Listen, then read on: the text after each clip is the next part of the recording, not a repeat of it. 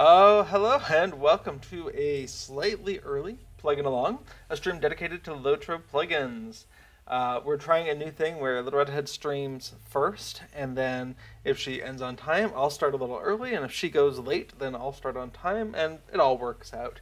I often go late anyway, trying to get something done on the stream, so this works out pretty well. Yeah, welcome. So, last time on Plugging Along, we modified the Festival Buddy plugin by adding a UI to show which fireworks are valid to launch during the Fireworks of Bree quest. Now that's during the anniversary festival, which is no longer happening, so we can't actively test it. But last time we added some debug capability to pretend like we were seeing the festival announcer saying certain things. So when we left off, there was still some polishing to do, like making the window movable, saving its position, and that kind of thing. So I'd really like to try to finish that off today and then move on to other things next week. So as always, feel free to jump into chat with your thoughts and questions.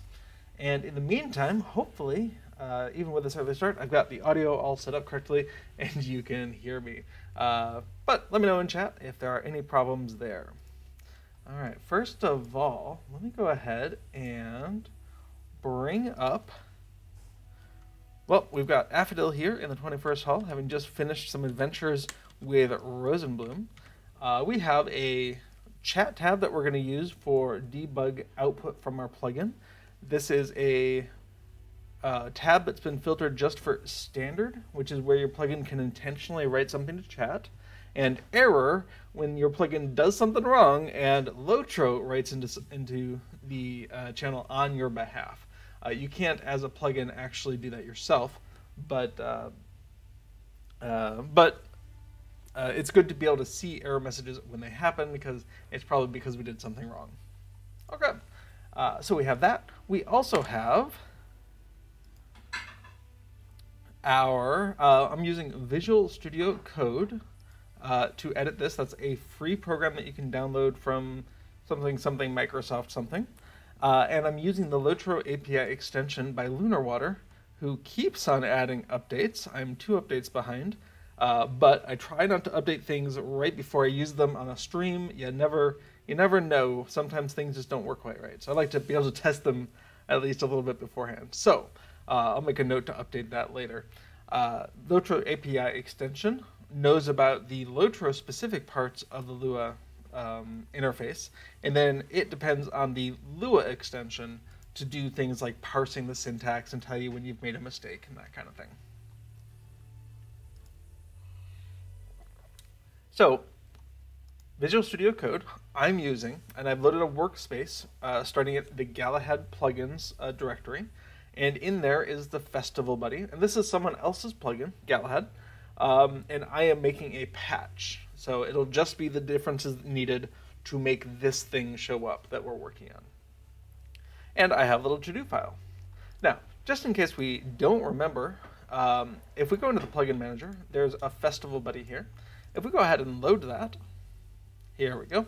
Here's the Festival Buddy window, and underneath Anniversary, we've got a couple of options. And if we activate Fireworks in Bree, that is now showing a new, I forget what we're calling this, event quick slots, I think.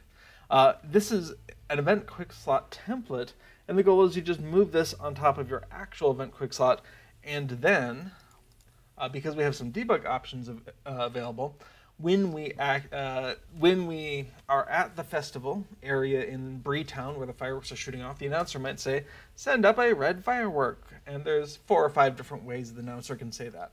And what we want to see is just a little highlight that's telling us this is okay to click. Green for go, kind of thing. Or if they say, "Send up anything but red," then we want to see this, where it just highlights this.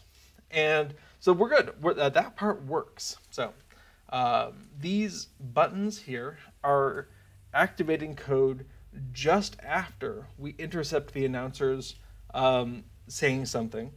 And we were lucky enough to get that code working during the festival so that we could see that that was actually working. The announcer saying, "Send up a red firework," was triggering the code correctly. And so we have the two pieces. We were correctly telling what the announcer said, and now we have code that works based on knowing what the announcer said. So we were able to test the one live in the anniversary, and that gives us the confidence that each of these buttons will correctly mimic what the festival announcer is doing, if that makes sense. Probably not. I kind of went off the rails there.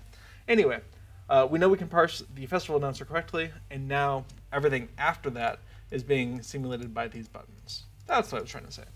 Cool. And I'm very much enjoying what this looks like. And just, oh, here, click here, click here. I think this is going to be useful both for me because I'm a little bit lazy when it comes to that event, but also anyone who has visual acuity issues or colorblind issues. Those firework symbols are not very different from each other. And so I'm really looking forward to putting this into practice in about 11 months. So this is a present to future before. Okay. So that's a reminder of where we left off. So some things that we had last time were we want to be able to move the window around. Cool. And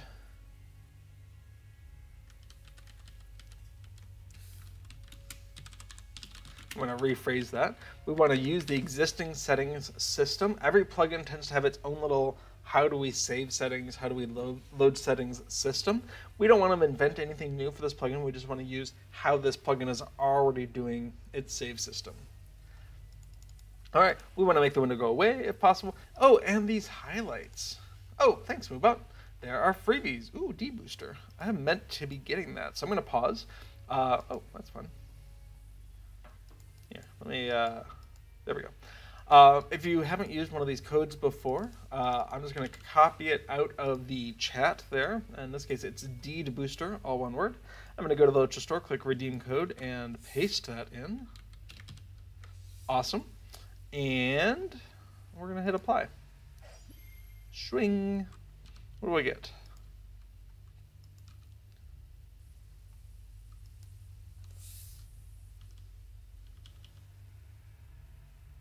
Oh, interesting. I think the LOTRO store is still capturing my keyboard input. All right, I'm going to go ahead and close that. Yep, that's what it was. Oh, I forgot to clean up my inventory after the previous stream. Well, I rarely clean up my inventory on stream, but I might just do that. Okay, so where was that? Deed. There we go. All right, what did I get? Slayer and Skill Deed Boost, 90 minutes. This specifically is bound to account and purchase from store. One of the reasons I'm a little hesitant to redeem these codes unless I really am going to use it, like a deed accelerator, is that things that are bound to account and things that are bound to account purchased from store often do not stack. I'm in a lucky enough position though where this character does have some extra space in their inventory. I'm only using 169 out of 286, and so I can afford to use some extra space on what is an excellent thing to have. Deed accelerators are great because sometimes you're just not finding enough, let's say, worms in the troll shells, and you just really want that to go faster. Okay, so when I'm looking at my inventory here, I actually am very much fond of a plugin by Prime called Prime Bags. So I'm going to come back into my plugins here.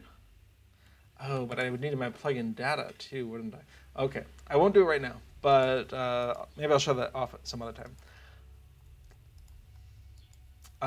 That plugin works best once you've customized it a bunch, and I haven't done that on a fresh set of save files, of plugin data files. So I'll just clean this up manually here. All right, what do we got? That one's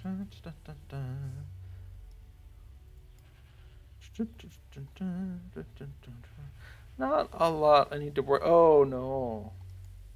All of my gear that I was using for healing. I can never remember what it is, and that plugin saves me a bunch there. Alright, I'll sell the obvious stuff and just leave it. Whoops.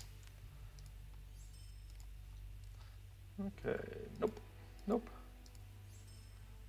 Yep.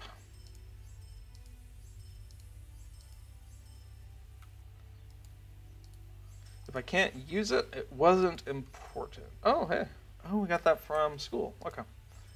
Neat. Well, I happen to know that Affidal doesn't need anything. It's only purple. So that's an easy one that I can just go ahead and disenchant into Ancient Script.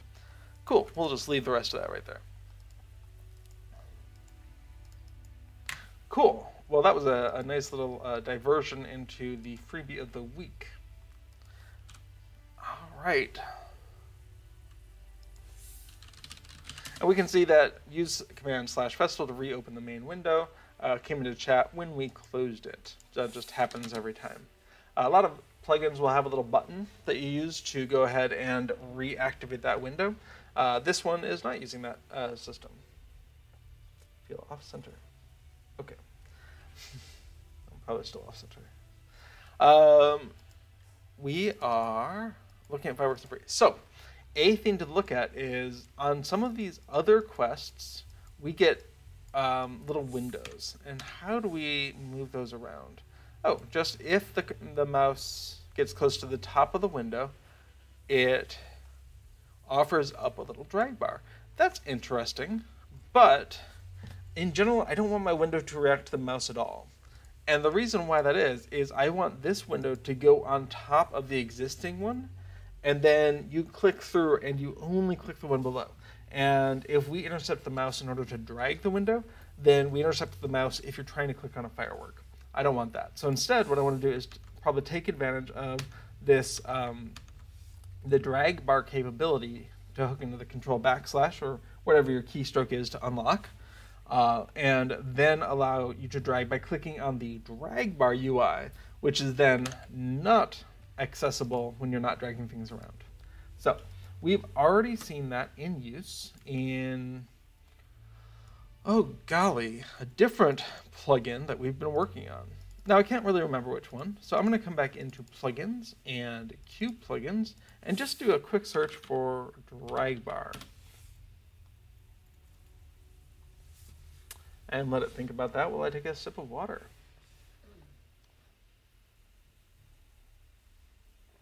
Well, it found the to-do where I said maybe I should use it.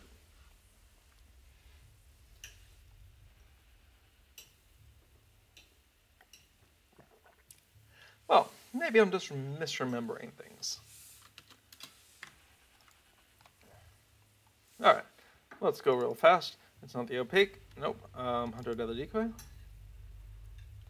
Nope. Guardian Helper? I've just started to play around with that a little bit. Crowd Control Pro. Well, fun. What would it have been? Oh, of course. It would have been the Minstrel Buff modifications that I was making, I think. There we go. So, first thing we're going to do is go ahead and copy that dragbar.lua. And you can also download this from the LOTRO interface website. And we'll come on into plugins, Galahad plugins, Festival Buddy. Now, of course, it's possible it's already here. I don't see it here. And if I do a search for dragbar.lua, we only find the one that I just put there. It's possible it could have been somewhere else, so it's good to double check. Now, the other thing is I don't remember exactly how to use it. So let's just see how we did it before. Now, you can also find documentation for how to use it over on lotrointerface.com. I say it's lotrointerface.com. Lotro, yep. Guess I should check that there's no hyphens or something. All right.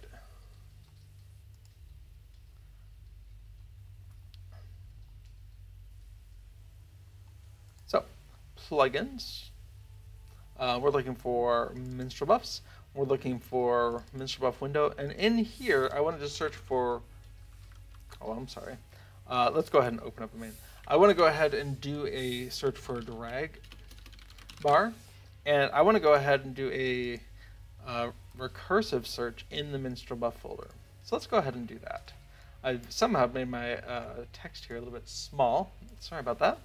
Okay, we can see it being used in a couple of places. I don't care about drag bar itself.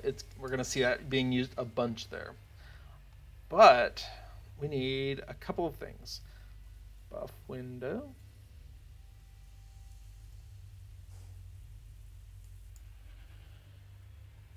Okay, so we are going to see that we're making something. In fact, I'm going to open up this file. All right.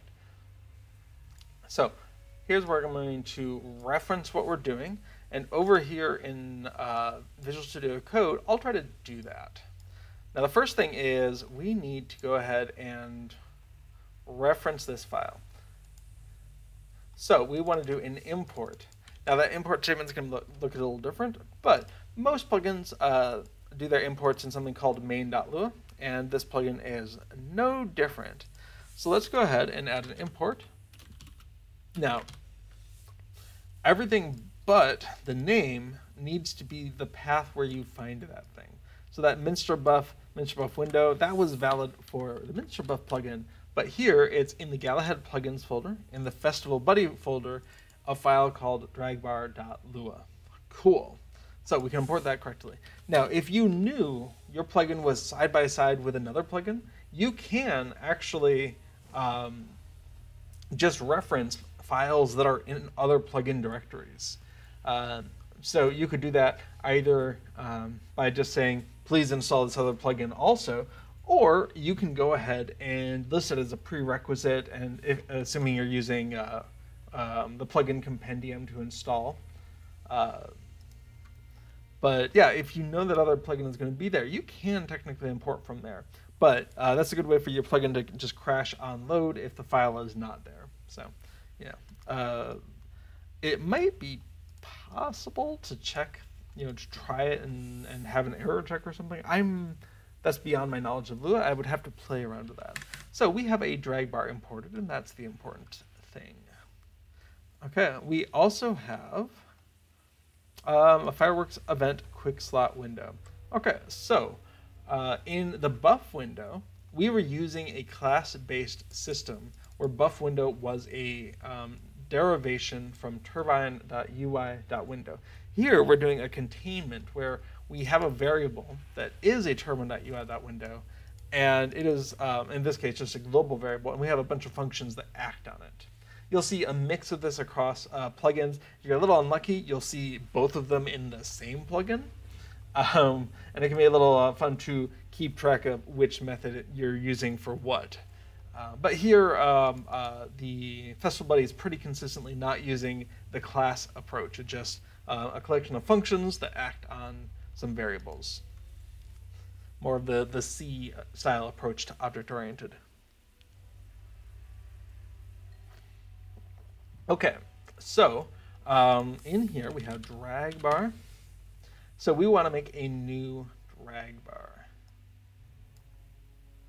Okay, and it looks like we create it when that UI locked happens. Now, do we think UI locked is currently being respected? Oh, that's fun. What was that on top of here? That was such a big box. Oh, I guess it was the right side of the loot roll zone box. Okay, so it would be useful to mimic the how we're doing this in the other plugin as a starting point, and then see it working, and then evolve it as we need. So we have functions that act on this W quick slot, and so we're going to do something very similar. We're going to have function. I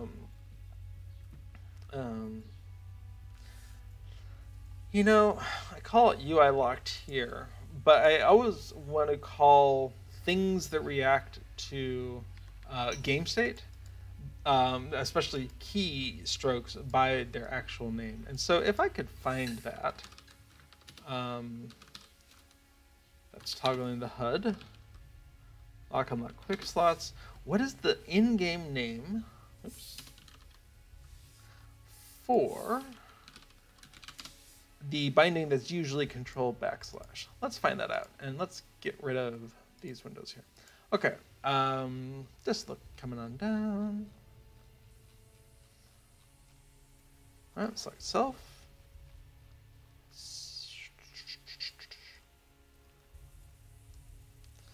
And unfortunately, there's so many. Well, fortunately, there's a lot you can bind it to control. Reposition UI. Okay, that's what the button is called.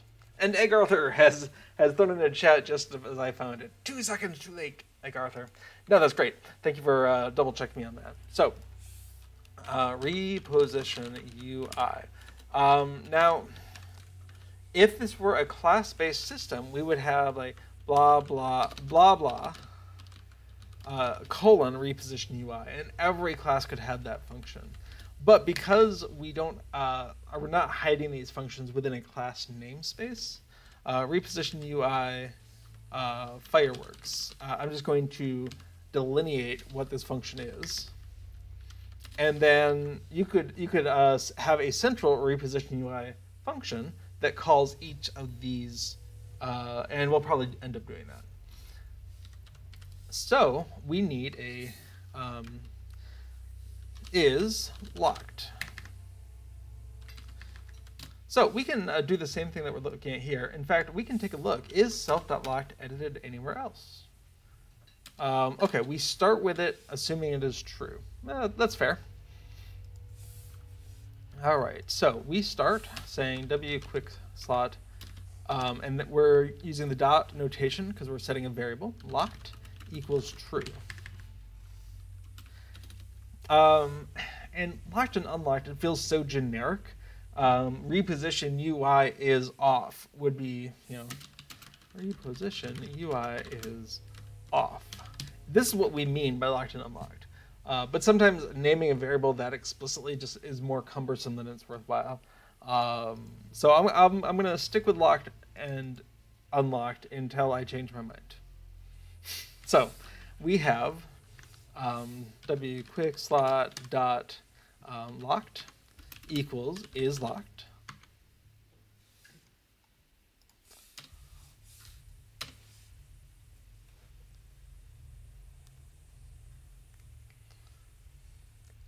Oh. Yes, yes, yes. We're going to want to do this as well, but slightly differently, I think. Okay, so we're going to set the state to locked, and then we can change our behavior based off of it.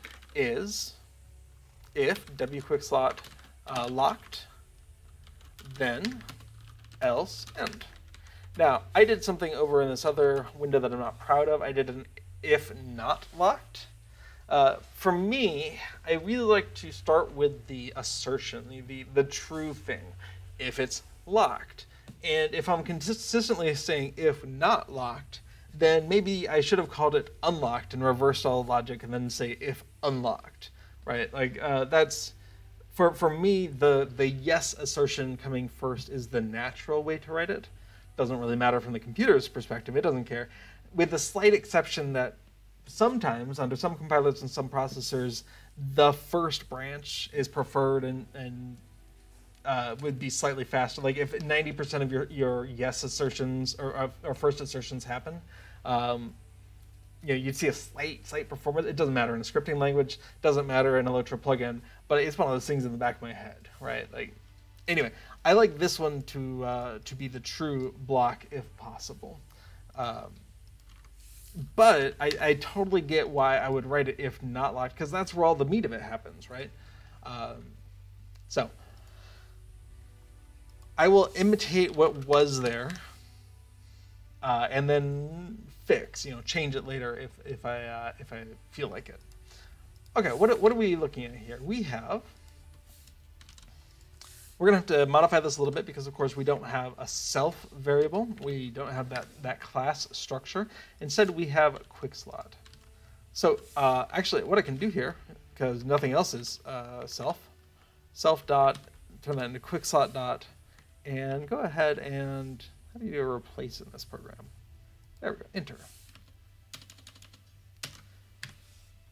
All right. And of course, when we changed the structure, or I should say the path, we're going to need to also change the path reference here. So instead of minstrel buff dot whatever, it is Galahad Festival. There we go. Now, W quick slot is itself the window, so we can fix that up real fast. And then the title of the window is going to be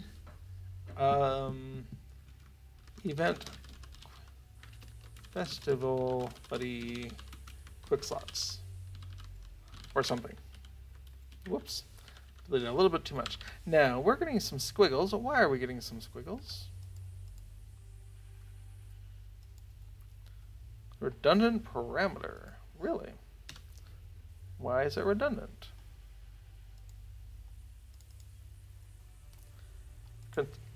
Oh, interesting. Yeah, I think we're good. So, we've added in the window we're attaching the drag bar to, the name the drag bar will be using, and then the rest of this is probably just correct, right? We want the bar on top, we want it visible, we want it draggable, and if the size changes, we can redo a layout. All that looks great. And then what happens if we are locked? That is, we don't want to show this thing.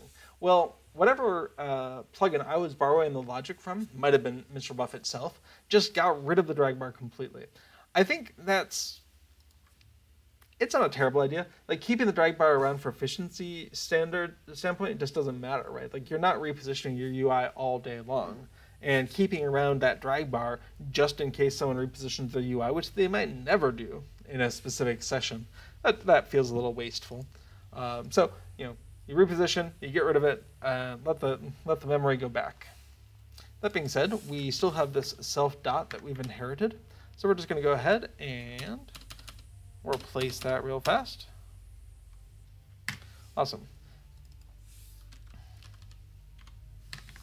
And let's see. So we set, if it's not nil, then we set drag to false, set the target to nil, set it to nil. Hopefully that triggers some memory collection someday. And then size changed. We also don't care about that anymore. Now the size change thing's interesting because we don't change the size of this bar, like, ever. I'm going to go ahead and comment this out real fast. I think that is not a problem, but it may come back to bite me. Okay, there was also a way that the settings worked.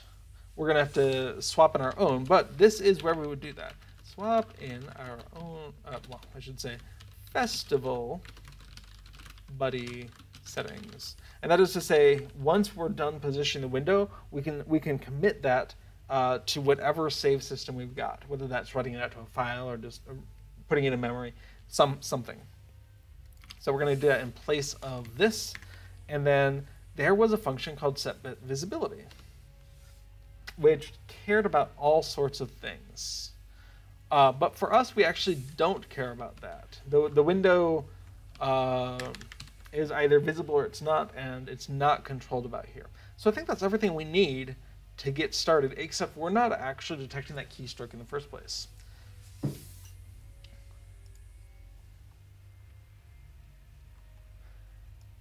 I was looking at one of the Discord servers recently, and there was a question of what keystrokes can a plugin detect natively using the LOTRO Lua API. And we're actually going to get a chance to see that right now. So let's come on back to this process key down. Now, process key down is coming from where? Oh, of course.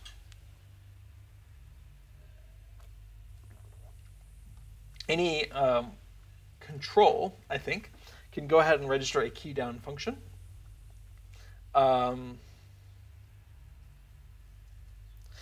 And then just dispatch that to whatever function you want it to be. Yeah, okay. We'll go ahead and do it this way. I was thinking maybe it makes sense to have a more centralized function that can dispatch to wherever, but that's overkill for our problem right now. So W quick slot. Oh, let's make the function first. So we have the need for a function, and that's just going to be process key down Fireworks, and that's going to be center and args. And we need to go ahead and assign that.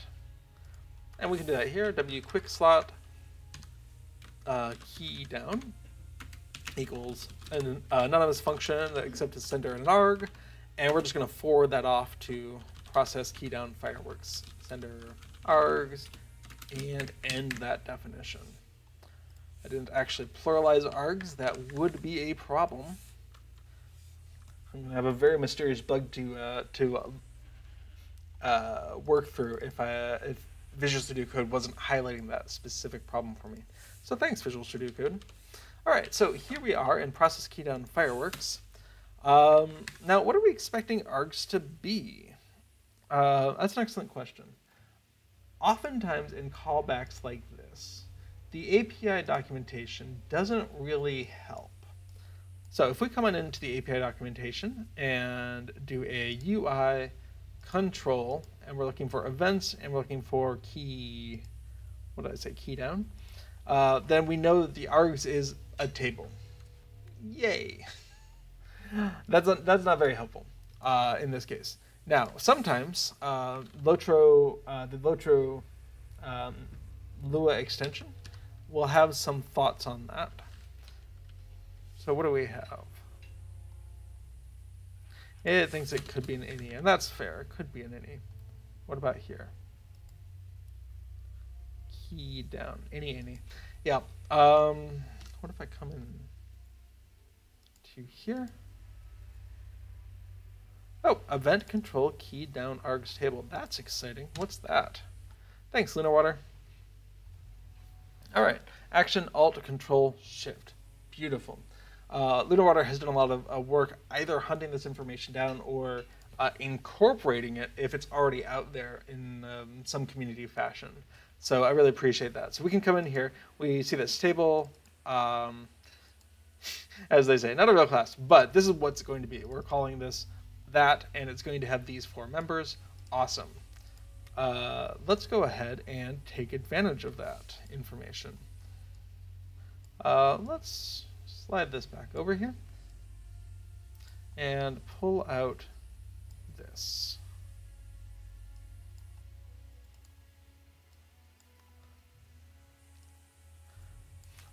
Okay, so we have process key points. Now, first of all, let's just make sure we have this. Turbine.shell.writeline key down! Exclamation point.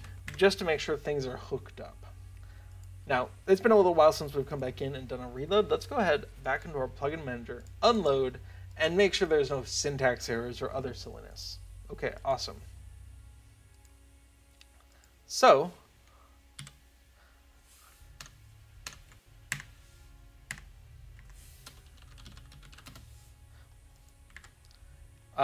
we didn't get anything, and that raises the question of, do we need to request key events? I should also raise the question of, the plugin's already looking for these key events. All right, I'm gonna pause what I'm doing. Where else are we using key down here? And okay, main win festival buddy. Yeah. Okay, so we already have an F12 key. We already have an escape key. Okay, let's just go ahead and use this here. Now, they have used some hard fixed numbers here, and I'm not a fan of that. When I have to reference the internal actions, I much prefer to declare some constants, some named constants that tell me what's going on. Wait. Aha. So for instance, over in the Soliloquy Tracker window, key down. There we go. I have some global variables. Key action, reposition UI. Key action, toggle HUD. And I use that because it's a lot more obvious what we're doing here than does the action equal 268435635. That just feels like a nonsensical number. So let's go ahead and take the opportunity to make this slightly better. Since we have to change this file anyway, let's come on in here and make a couple of variables here. Key action toggle HUD, key action reposition UI. And they were also caring about something else. Escape. Awesome. Now, I don't think you can rebind the key action escape, but key action escape equals, Let's go ahead and, I'm sorry, they said 145. Now, I do like expressing things in hexadecimal numbers when I can. If you're using something like Windows, you already have the ability to come in here, change it to programming mode, type in 145, and we can see the hexadecimal of that is 91. Perfect. Let's come on back up here. Oops. And 91. Okay. Escape. Now, we can go ahead and do some lining up here, so it's a little bit more obvious if we've written one of these numbers wrong. And then all of our comments can start at the same place as well. Okay, so they're all the same length. Excellent, very promising. And cool, we've got our 91 here. Oh, that's so nice. I don't know if that's Lunar Water's LOTRO API extension or something else, but just hovering over this, we can see that is 145. We can see this is the 2684 blah, blah, blah. And that's a really nice feature. I like that. Doesn't go the other way. Okay. So we can go ahead back to the key down, and if args equal, we can go ahead and say key action toggle HUD. We can also come back in here, key action escape, and then this comment becomes a lot more restating what we already have, right? If the action equals escape, handle the escape button. Well, obviously, like we don't need that comment nearly so much now that we have a variable instead of just saying 145. Now, F12. Now, a lot of players know F12 is toggling the HUD, or they know F12 gets rid of stuff and they don't know the name of it. But again, I like naming things after what the game calls it, at least in the English client. So if you come into the key binding, you're going to see something called toggle HUD. And if I'm trying to figure out what does this thing do, I can come to options, key mapping, toggle HUD, and be like, oh, ew, it's that thing. It's the thing that happens when I hit F12. Cool. Very good.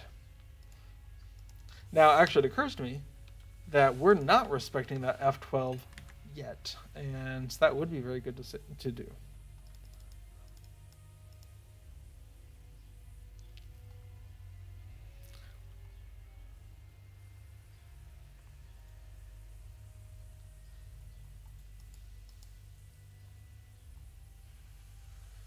Okay, so come back to the 2. Respect the F12 key. I sometimes forget that, and you know it's an easy thing to do as long as you're thinking about it. So adding that to your to-do list early is always a good idea.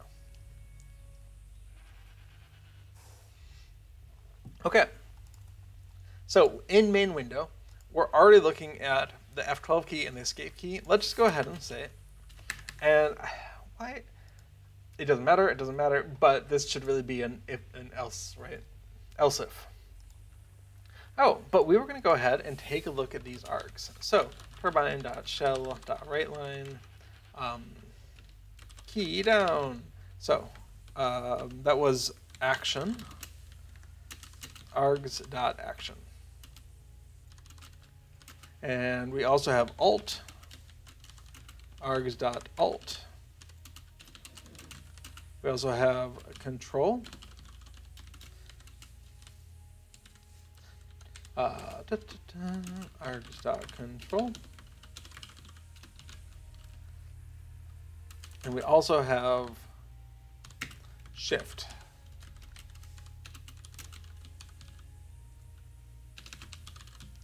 Okay, so we can see what those values are here, probably. Let's see if I mistyped anything. So coming into Plugin Manager, unload, reload. Awesome. Now, first of all, let's do a key that we know it's looking at, and that's the escape key. Awesome. I was worried about that. Alt, Shift, and Control are Boolean values, and it just doesn't like that. So we do want to go ahead and, that's the action. We're going to go ahead and do string. Is it string? ToString. on each of those toString. Now, oftentimes you'll have a helper function. Some plugin developers use the function dump that automatically kind of handles this. I do wish that the built-in concatenation stuff just is like, oh, it's a Boolean. I can call toString on it, the way some languages like C# can handle that. But I appreciate it's a little bit complicated. Okay, so we've got escape. Awesome, we can see that was action 145. Great.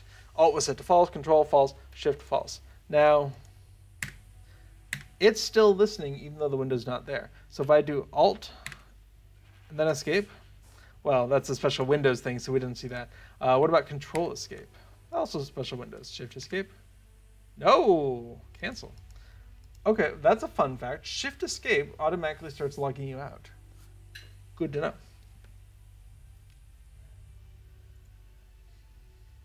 That it didn't just crash the program. Okay, now, other than that, though, we can see that I am moving around.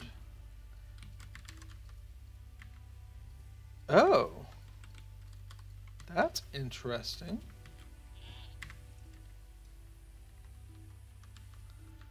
We are getting key down for 1 through 12.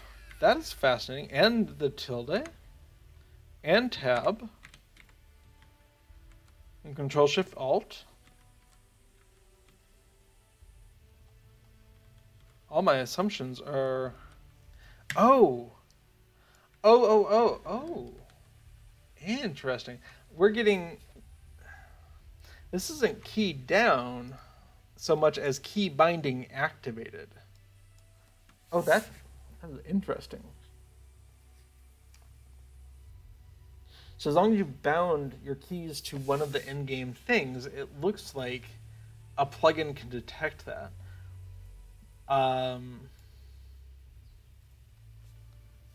That's fascinating, but that means okay. I gotta try something. Okay, do I have a key that's not something? Okay, this key. What is that? It's my I key. Isn't currently bound to anything, and so we're not getting a key down call to it. But if I go ahead and do present alpha 1 to my I key, oh, that's interesting. Okay, well, my thanks to whoever on the community Discord server was asking about this problem, because I did not realize that key down was really more like key binding activated, or binding activated, and you can intercept that with a plugin. That's exciting, because that means, because there's, for instance, a bank of things here that are only activated if you're in the cosmetic outfit selection screen. Let's come on in here, actually. So if I go look at outfit 3 and then I activate that binding, wait. It's not actually doing. Did I need to hit accept? Wait. Oh, is it actively changing my outfit? Oh, that's different. Here. Wear that. Come on in here. Oh wow. Okay. That's not doing what it said on the tin at all. Or maybe it is and I didn't understand it. I was hoping I could find a bank of key bindings that didn't matter. Okay, when it says present, it means actually wear that. So, okay, there's a whole slew of key bindings you could use that just change your cosmetic outfit without going into your cosmetic outfit UI, which is also something I did not realize. Now, do I have outfits for all these? Okay, I do. Well, if you had the same outfit for all of them, it wouldn't matter. I'm trying to think of a way for a plugin to get access to keys that you could do. And I don't have a good use for that yet, except that I find this very interesting. Little Redhead points out in chat that they do mention the outfit key binding thing on one of the loading screens. Well, that'll teach me not to read that specific message then, because this feels like news to me.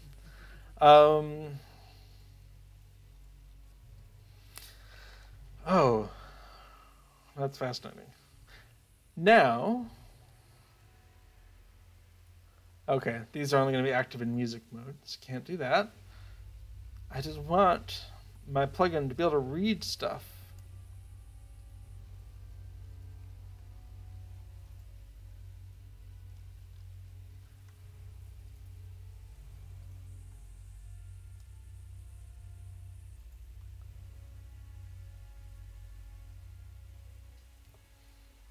Okay, I'm getting distracted. So, if you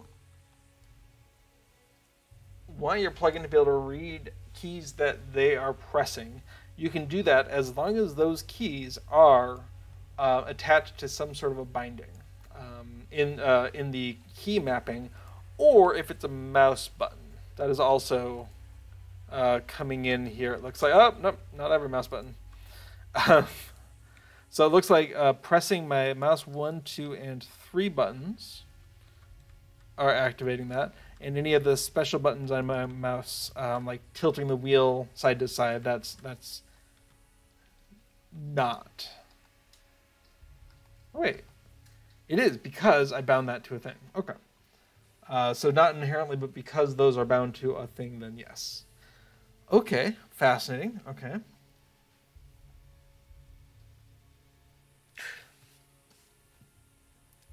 I'm spending more time than I thought I was going to on this particular problem. So yeah, if you as a plugin want to detect a keystroke, that keystroke has to be attached to one of these key bindings. So if you wanted to be able to issue arbitrary commands to your plugin, you would have to make use of one of these bindings, but in a way that didn't actually matter. Now, if you weren't someone who did cosmetic plugins, there's a bank of these right here. Present outfit 1 through 8 and present main inventory. So if you only wore one cosmetic outfit, you could make use of 8 different keys that were just plugin specific. And that's fascinating to me. But I don't know too many people who only have one outfit. And if they have more than one outfit, I don't know too many people who want to arbitrarily just be changing outfits all the time. So the other option is the fellowship target marking. I actually do use these keys, but I know a lot of people don't have them bound. They just use the in-game menu, which means, especially if you're not the leader of a group, that you have, what is this, 12? 10. You have 10 keys here that could be used by a plugin instead. Fascinating. Okay, has nothing to do with what I'm doing right now, but fascinating. I'm going to make a note here, though. Where's my notes? Okay. Key down works for mouse 1, 2, and 3, and any key, and, well, I should say, and any assigned key mapping. And whether that's going to your mouse, your keyboard, or whatever, you're really being told that one of these key mappings has been activated. And some special ones like escape. Escape is also told. But I think F12, if I searched for toggle, F12 is already in here. So you're really just getting the toggle HUD key mapping here.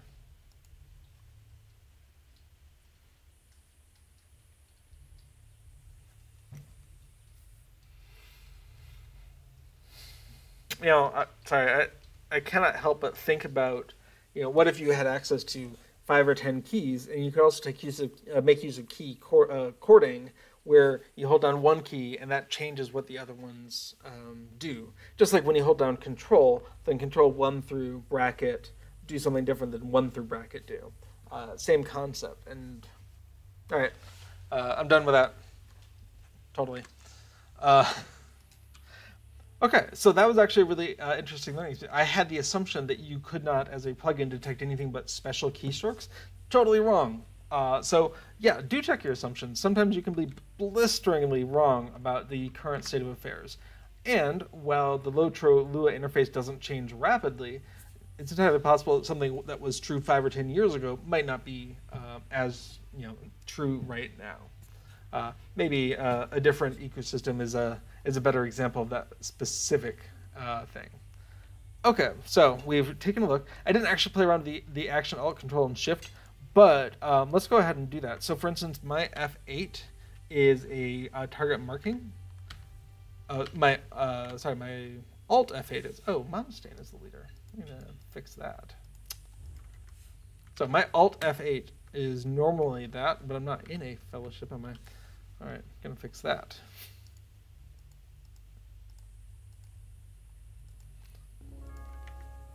There we go. So that's an Alt, and we can see Alt is true, Control is false, Shift is false. So if I do Shift, that we can see. Oh, that. I keep getting distracted.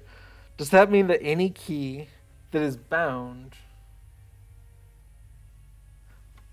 Are these things bound? Wait, what would F8 normally be?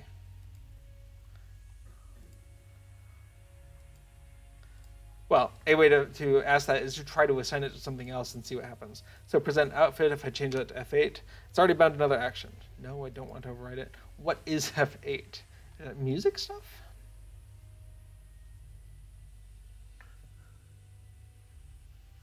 Select fellow. Oh, select nearest fellow. Oh, of course. Oh, F7 is just help. That's fun.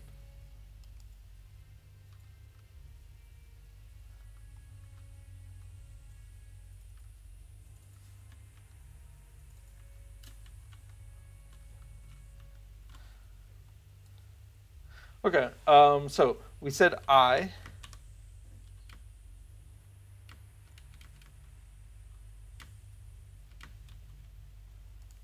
Was not bound to something. If we do bind that,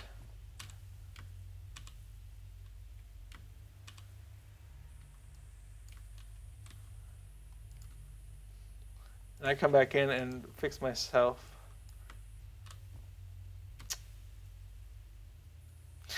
all right, it's not going to work the way I was hoping. Okay, so we're getting notified whenever Shift, Control, and Alt are being pressed, but if you do, say, Shift I, and there is no Shift I, then the game's going to default to doing I, which is not what I was hoping for. Fascinating. All right, cool. Well, thanks for tolerating my little diversion here. Okay, so that's taking advantage of the fact that we knew the structure of this args table. We could already see that action was coming in, but using this breakdown, we could also see the Alt, Control, and Shift was coming in. And that let us go ahead and see when a plugin is notified of this behavior or this interaction. Fascinating. Okay, so we have an F12, we have an escape. Now we can go ahead and say if args.action equals key, and we want reposition UI, then end. And the reason this is working, by the by, is that we did set wants key events equals to true, and that's what was missing way back before I got on this tangent. W-quickslots did not ask for key events, and that's a good default, right? Like every control that asks for key events has to, LOTRO has to tell, hey, you got a key, and then it has to process that. And as we just saw, there's a lot of key down events because every time you press a key that means something, there's a key down event being pressed. Which, again, is just blowing my mind. Holy moly. Now, we could add a comment here, handle the reposition UI. I'm not going to bother with named variables. It's pretty obvious what we're doing here. And at this point, we can just pass that off. We have W-quickslots. So we don't even need the variable. We can just call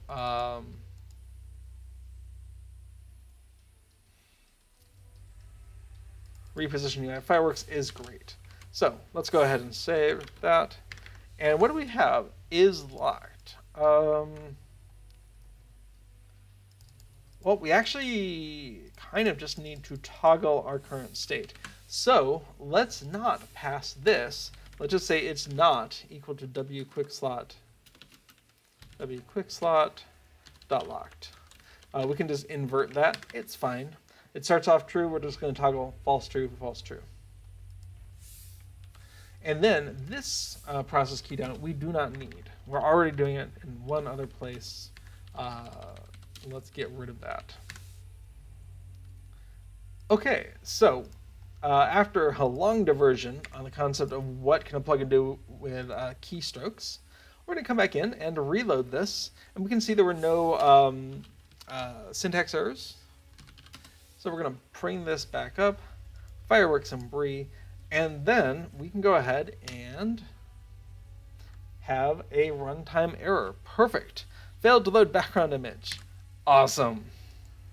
So what does that mean? It means there is something in, let's say, resources, which is all of this drag bar stuff. Right. So Festival Buddy resources does not have that yet, and we can clarify in our mind what we're talking about by opening up a browser and heading off to LOTRO interface, but not the wiki. We're going to search for drag bar. Cool, class drag bar with examples. We're going to go ahead and download this. Thank you, Deustictum, for making this. We're going to show this in a folder, and we're going to go ahead and just extract it all. Great. So, in case you need the link, I'll go ahead and paste it here in chat. That is the drag bar library, and it is spiffy.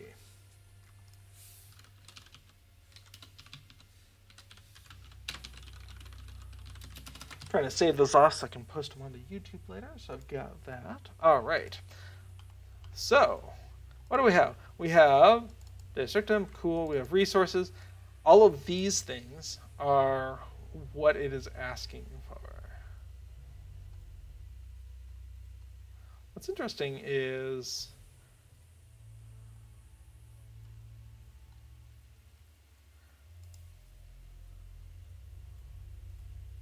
those are not all used over here. I wonder how many of them are still used.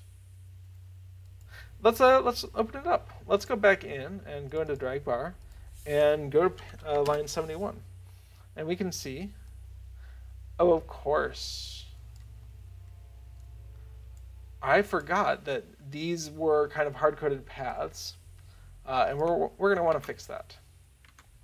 We'll fix that by coming on in and grabbing the actual path from our main file. And here we want to change this, and we're going to use a slash separator, which is what you do.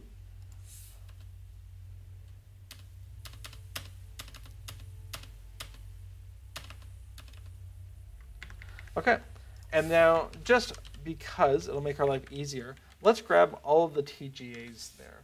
Now we can use a program like Sublime Text to paste that in, find everything that says .tga, just go ahead and copy that line off, and then we have it here. Great. Now, I don't actually need this set background stuff. Don't actually need that ending either. And now we can compare it to the actual list of TGA files.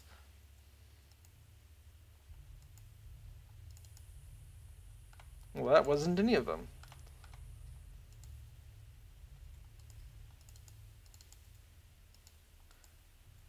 Well, fascinating. Maybe it's a different version. But fortunately, we do have the version that was shipped with Minstrel buffs. Now we have drag bar click. Oh, I didn't actually uniqueify these. We'll go ahead and just sort them and make sure it's unique. There we go. So we have drag bar click, bottom left, bottom mid, bottom right, gem click, mid left, mid right, top left, top mid, top right. There we go. Let's go ahead and copy those into our Festival Buddy resources. If it were me, I might have put them under a subdirectory under resources drag bar, just to separate them out. You know, I say if it was me, it is me. Let's go ahead and do that. Resources drag bar. And by doing that, we can go ahead and come back in, and all of these places where we were doing Festival Buddy resources, we can go ahead and do Festival resources drag bar slash.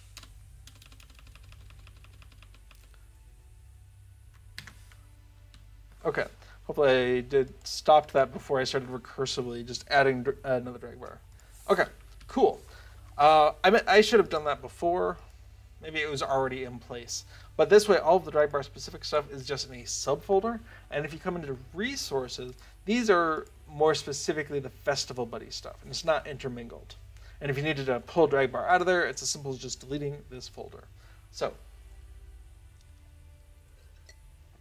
while I contemplate that, I'm going to replace this glass of water. Excellent.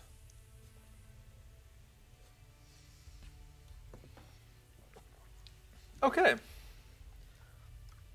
So we have our drag bar resources. This should go better if we unload everything and load it back up. And let's go ahead and get this window active. We can go ahead. Awesome. So we are correctly seeing the drag bar here, and it's allowing us to move this thing around. Perfect. Now that's really important because your actual quick slots are going to be somewhere, right? They're going to be somewhere on the screen. If I actually close stuff down, where would my normal quick slot be? That's fun. Someone was saying that the Lore Master default companion shortcut bar was underneath the chat window. And yep, I see it. That's lovely. Okay, Gambit, auto skill bar. Progress, skill queue. You know, I don't remember where it is. It might not actually show up as one of these. It might be a special draggable window, but we'll just pretend it's around here, right? So now we can use the drag bar to move things around, and when the drag bar is not there, our mouse does not interact with this at all, and hopefully it just covers the existing quick slot window. Perfect. Okay, so we can come on into our to-do file. In fact, let's go ahead and close down a few of these windows. And we're going to say we added drag bar capability for quick slot window. There we go. And our to-do file, make use of drag bar question mark. Yes. How are windows moved here?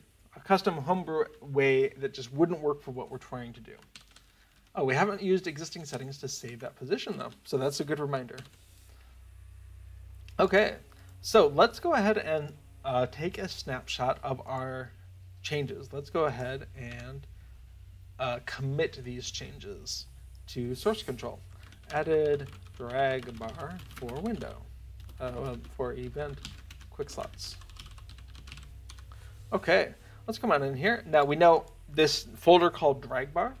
Excellent.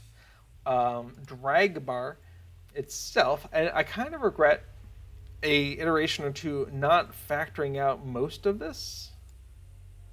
Okay, we're gonna do it. We're gonna do it.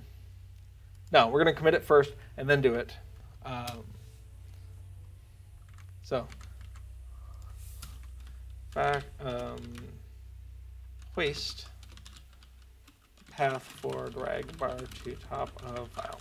Let's make a note of that so we don't forget. Okay, so we have locked equals true, reposition UI is off, and then we have all of this.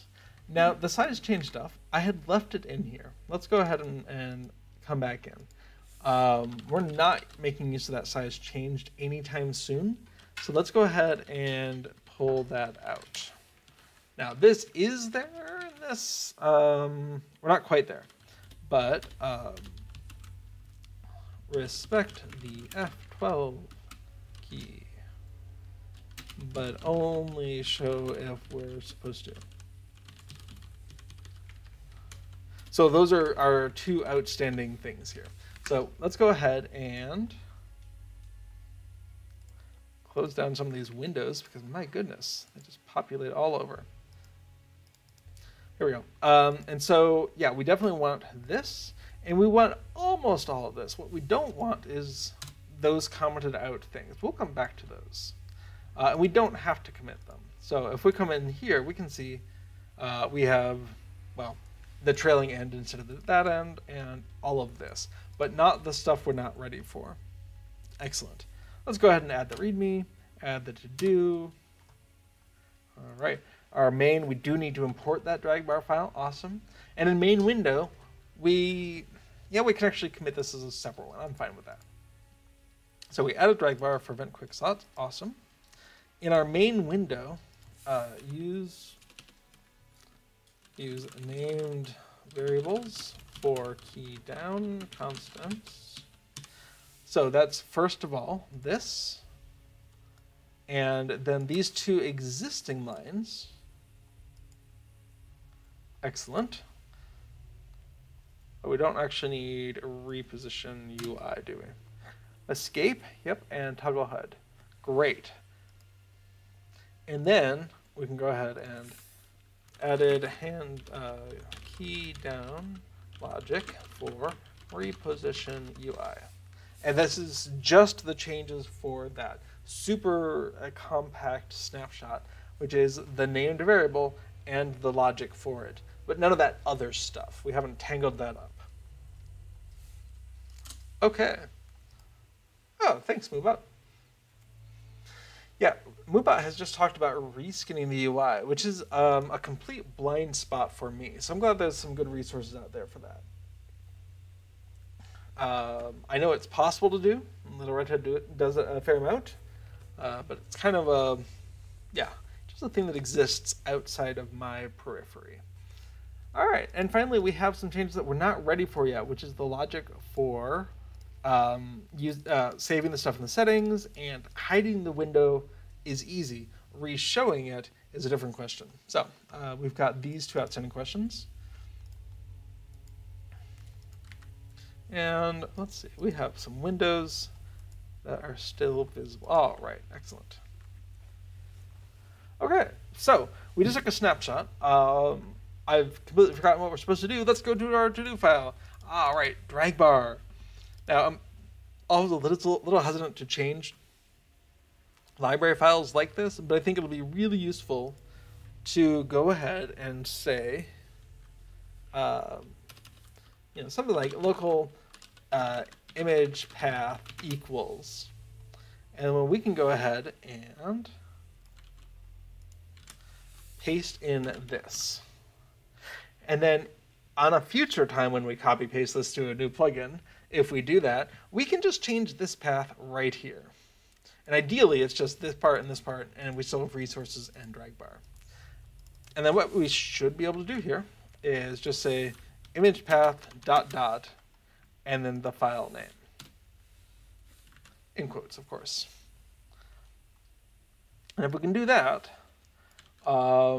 everywhere, and we can do a search and replace here.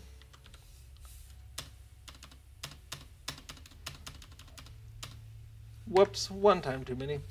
Then ideally that adds perhaps some slight calculation if the results of this concatenation aren't cached. But if you're repositioning your UI, then you're not really performance bound anyway, in my opinion. Now, what does that look like? First of all, does it work? Did I make some crucial mistake? Let's go ahead and unload and reload. Awesome, everything's still there. Let's get Fireworks and Bree up, and awesome, everything still looks good. So what's going on there? We went ahead and just swapped in a variable so that we have a single place, and we can go ahead and say, note, update this when copying drag bar, bar.lua to new plugin directory. Yeah, sure. That's good. Also, that's a code reminder to us that whatever's in resources drag bar also needs to be copied over. Now let's take a look at what changed. And we can go ahead and use an external comparison. Sometimes it's nice to pop that out. We have our image path here. We have set background, more set background, more set background, just lots of setting background.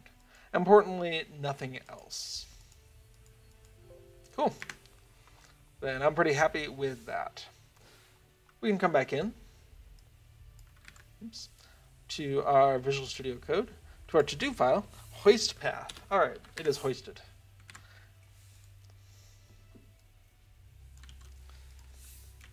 We can put that in the past tense, hoisted path for drag bar to top of file. There we go. One thing off our to-do file. It's less impressive when we remove something that we only just added, but still, it's one less thing in the to-do file.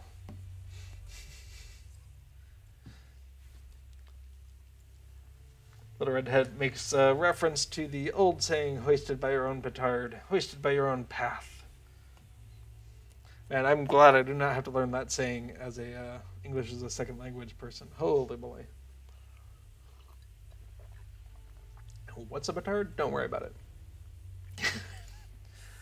Okay, settings. Let's do settings because I'm very excited to be able to move this window around and then unload the plugin, reload it, and see this window in that new position. That's going to be critical to this plugin not being more annoying than it's worth. Yeah. Little Redhead says, how do you hoist? How does that conjugate? I hoist, you hoist, he, she, it hoists. Hoisted. You will have been hoisted. Now, what do we have? Festival Buddy itself, does that window save? It does. Let's figure out how this window saves its position and just copy that. We do not need to reinvent the wheel. Agartha says, petard is French, so Francophones, perhaps Francophiles and Francophones wouldn't have an issue. Yeah, I can believe that. Dutch actually pulls more French words than I would have initially suspected, though it makes a lot of sense in retrospect, especially Belgium being kind of the buffer zone between France and the Netherlands, and Belgium being half French-speaking and half Dutch-speaking. It makes a lot more sense in retrospect how many words would be influenced by them, as opposed to England or the U.S. that are across actual oceans and channels, right? But, you know, the words like parapluie for umbrella and horloge for wristwatch and all sorts of things, including, you know, words we use in English that probably came from French anyway. I don't know. Does festival come from French? Probably. Okay, so we need the Festival Buddy window. That is probably main win. It seems like a good place. So how does this thing move? Well, it is just a window. And that means, because it's, where's my API documentation? It is a turbine.ui.lotro thing.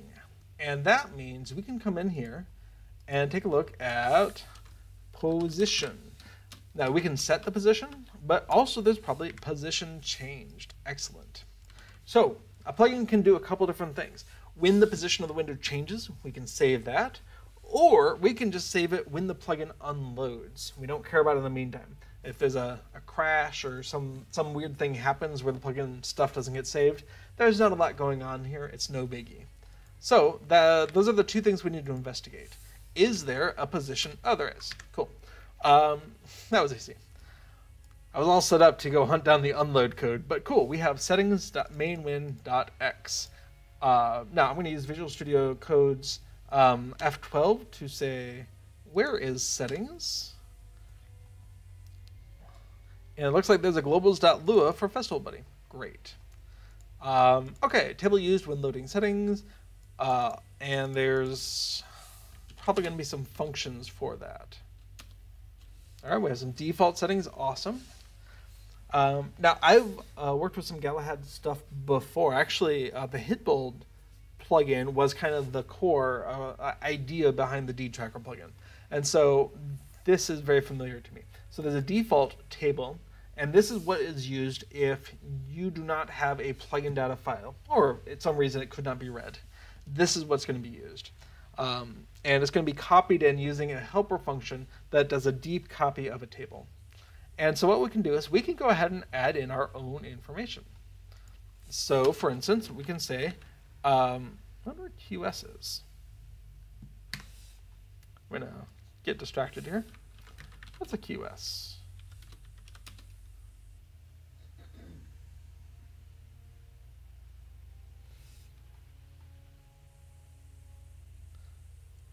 Oh, quick slot.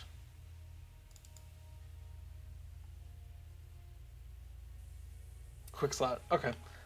It does not affect us. Okay, so we have, or does it affect us? Event quick slot equals, and we're going to go ahead and just mimic the format that they've got here.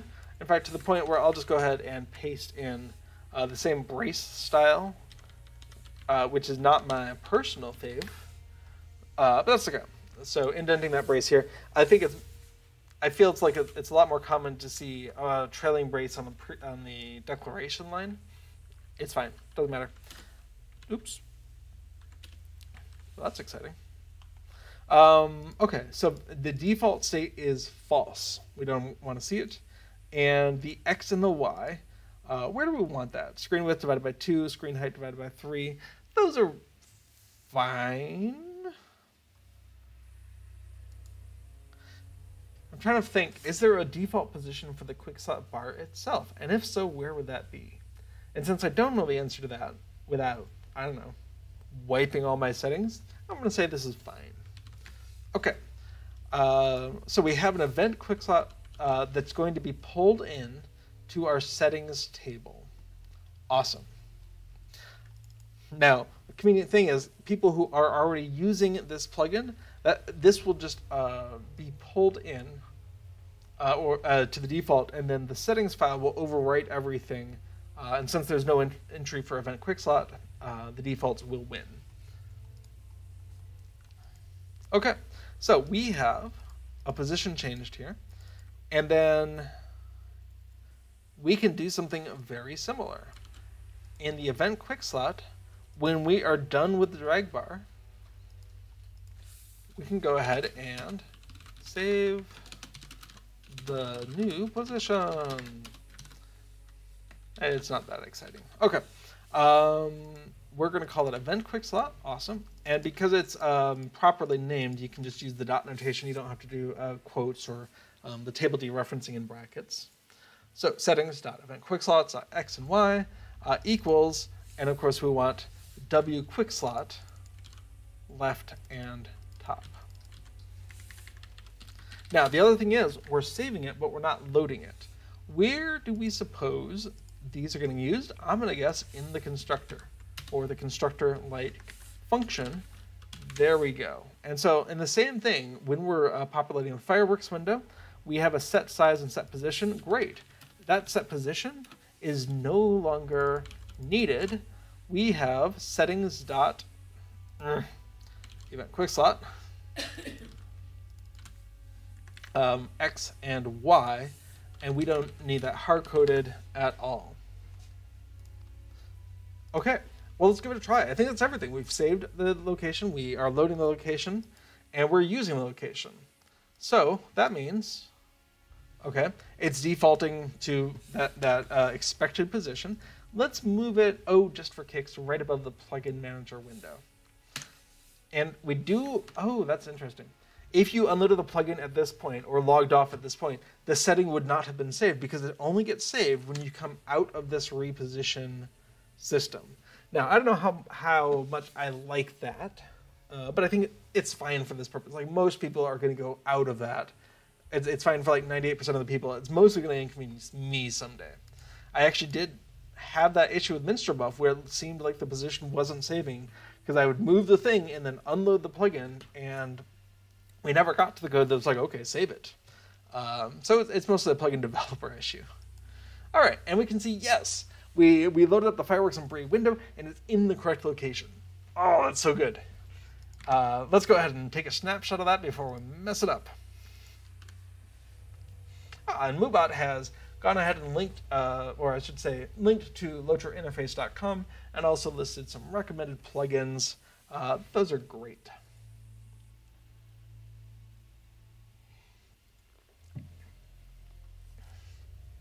Unfortunately, there's a limit to how much text I believe you can put into these Moobot commands. There are so many fun and interesting and creative plugins that are available, and there's just only so much space. And I think it would be less useful as like, these are some of the top 200 plugins that we like.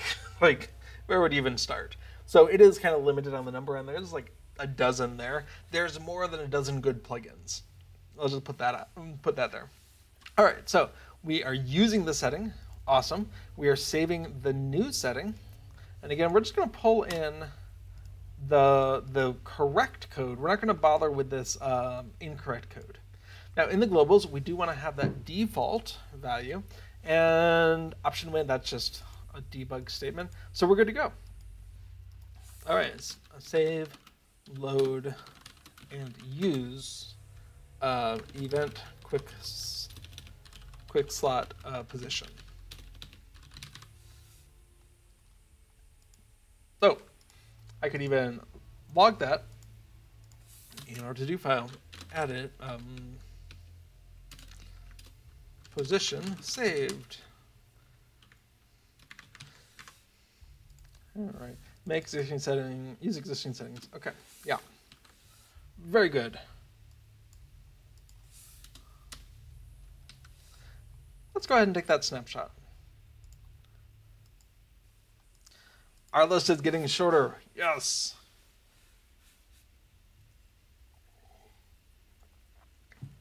Okay, I feel like I've gotten a lot done, but the reality is I just started half an hour early because Little Redhead was able to hit the end of her time segment. And so, yeah, I'm actually more like an hour and a half into this. What's the clock say? Yeah, an hour and 20 minutes into this. So it's really that 20 minutes where I was able to catch up here. Okay, so there are 3 remaining things that I think really need to be part of the polish before this goes out the door. And I think the most important thing is actually over here, the F12 key. F12 key is so useful when you want to take nice, clean screenshots. We can see there's nothing remaining of the UI except for a misbehaved plugin window. And I was actually really embarrassed with the opaque plugin, opaque opaque deed tracker, quest tracker, whatever. Yeah, opaque quest tracker plugin.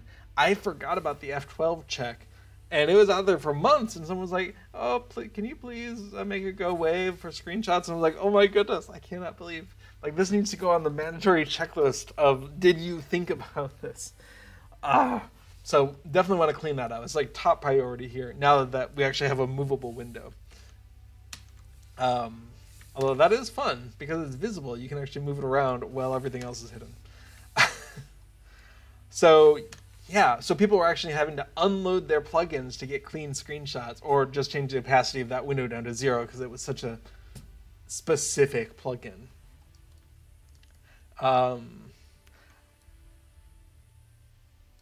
Sorry, I'm just admiring the 21st hall. I really like that we can get up on the scaffolding. I wish the scaffolding went up higher, right? Or I should say it does go up higher. I wish I had access to it higher.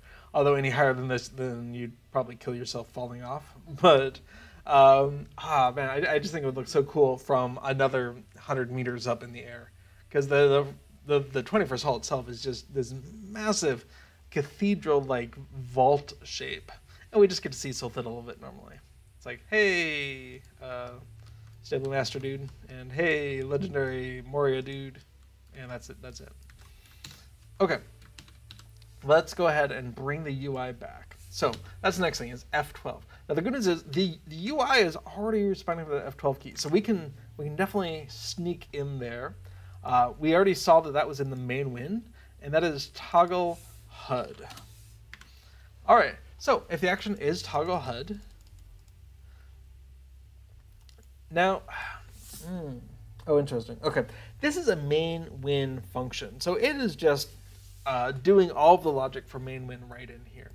But what I really want to do is not worry about the logic for fireworks events. Just tell fireworks events it happened. Function, what do we call this? Toggle HUD? Okay, toggle HUD fireworks. I keep calling it fireworks. I should probably call it event quick slots. That's a problem for future me.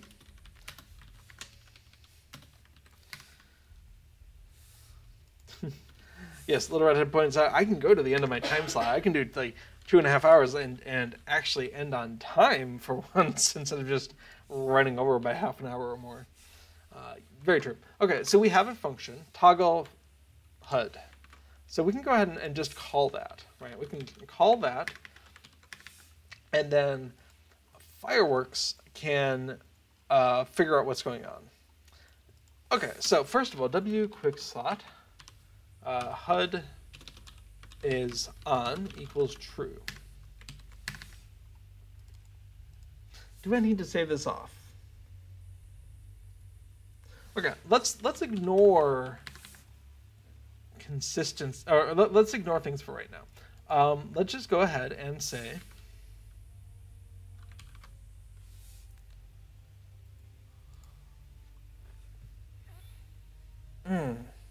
yeah, okay. W quick slot set visible to not W quick slot get visible. Get what is visible? So set its visibility to whatever it isn't.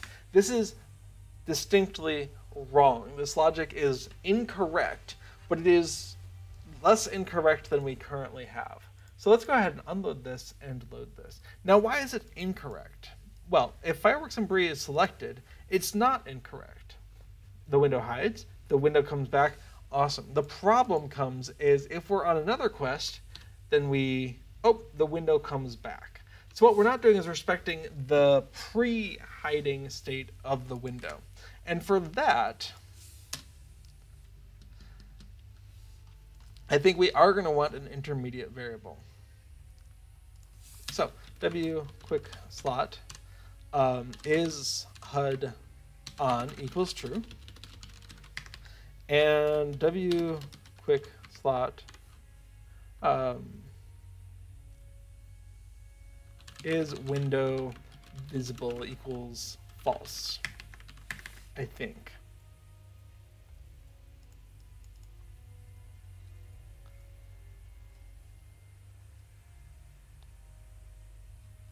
Where do we set the visibility?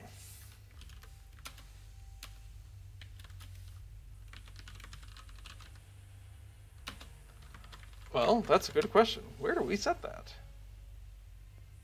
Oh, in main win. Oh, I don't like that at all.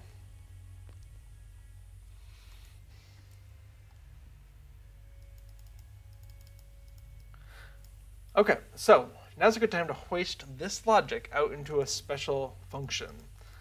So function toggle visibility fireworks end. All right. So what we really want is new visibility is visible. So we're already getting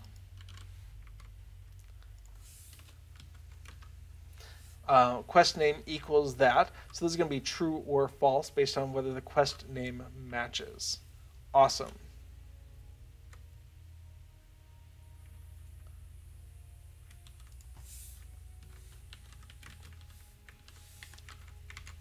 And then in the toggle visibility, we can go ahead and do the same thing. Set visible equal to is visible. But we can also set our intermediate variable. Chromite says, have you made a plugin to track new cat puke piles yet? I have not. I feel like that's more like a Google Sheets kind of thing, or maybe an Excel spreadsheet would be more appropriate. Google Sheets, at least I can have on my phone. So while I'm cleaning it up, I can just like mark it down on my phone.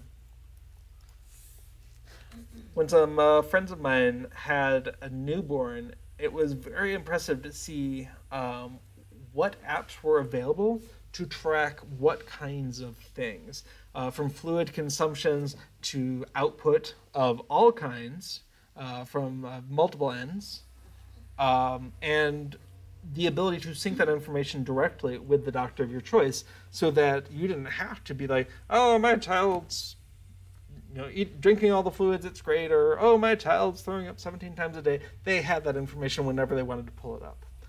And from a privacy perspective, who knows what those companies are also doing with that data. But from a convenience to the parent's perspective, who can do this on the go with their device of choice, you don't have to have a notebook or just try to remember it. Good luck remembering that when you're sleep deprived. It seemed like a fascinating convenience And it was nice a view into what, it's a fancy wrapper around a database, right? Like, it's a database, but in a package in a way that makes it hopefully very convenient for people who are not operating with their full brains. Okay, so we have a helper function now where we're going to toggle the visibility based on this. Now, I still feel a little weird checking the quest name equals blah, blah, blah, doing all this outside of the fireworks, but I think it's fine compromise.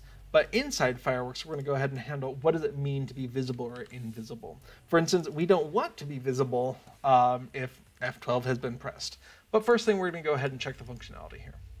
Okay, awesome. F12, great, everything's great. So, when we toggle the HUD, we can go ahead and say wQuickSlots is HUD on equals not wQuick. This one we can just do a quick toggle. Is HUD on? Awesome. If wQuickSlot is HUD on, then and we can do an else and an end. So if the HUD is on, then we can go ahead and wQuickSlot set visible to whatever that variable is. Now we haven't actually set it yet, but the is window visible. We want this one to be tracking that state equals is visible, because the actual visibility of the window doesn't accurately reflect whether we want to be visible. So we're going to set the visibility to wQuickSlot is window visible. And otherwise, we're going to go ahead and just say wQuickSlot set visible to false. Right? Override, definitely not. If the HUD is off, we are not visible. But when the HUD comes back on, then we're going to restore whatever the state was. Now, instead of setting this every time, you could just set the is window visible inside of the toggling the HUD function. You don't have to say it every time, but it is a single variable Boolean value, so Also, the HUD doesn't get toggled that often. Again, this isn't a performance-sensitive operation.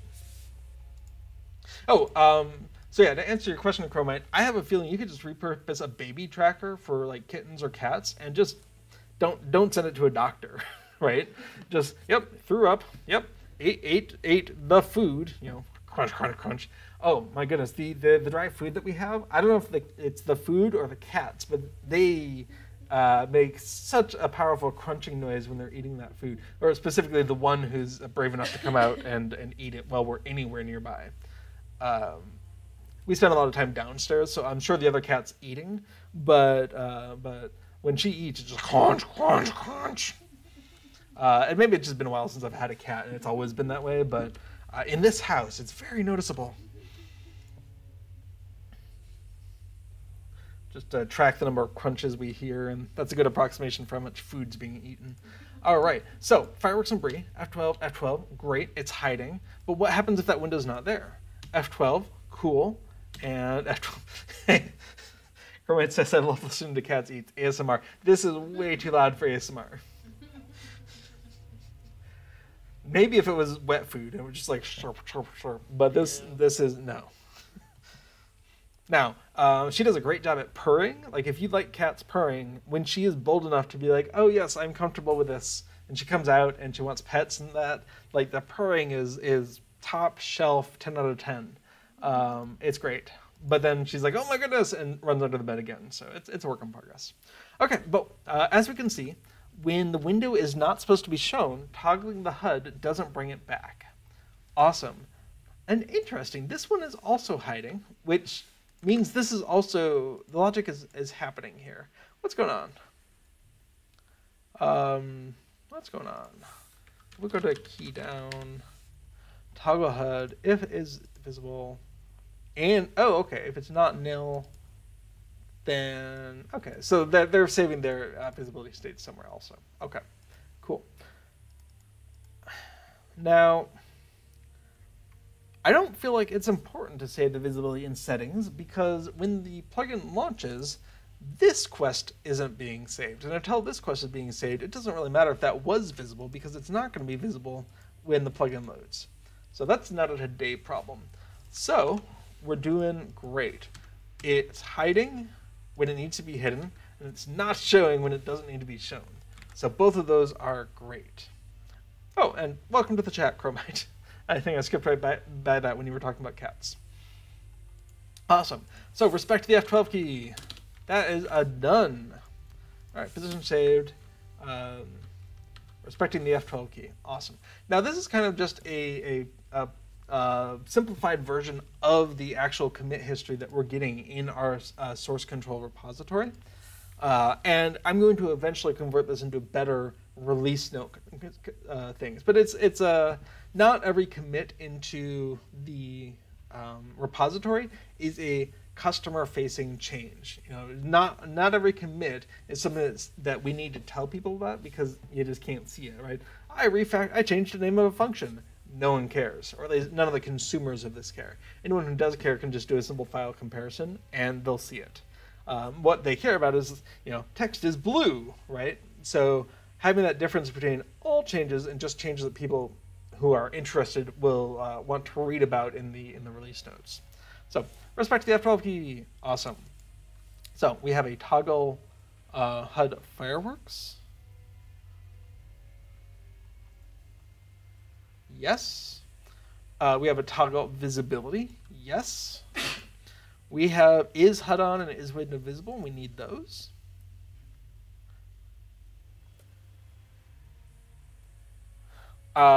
We don't actually need that comment where it is. Awesome. I love deleting stuff. Let's come back in here. And we do not care about the F12 key in the reposition code. So we can just delete that. Awesome. And that's fun. We did not have a new line at the end. It's okay. So we have toggle visibility and toggle HUD. Both of those are important. And the do file, yep, and the readme file. So we have respect to the F12 key, done. Love it. I'm going to push these changes out. I'll be very sad if my computer crashes before that happens. There we go. In the cloud. Only 2 things left. Yes. Okay. So, one of these is way harder than the other. Okay. So, what we've seen is that when this drop down here changes, we follow the code path.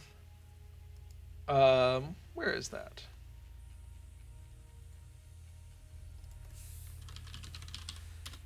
We follow the code path, there we go, of refresh quest guide with quest name.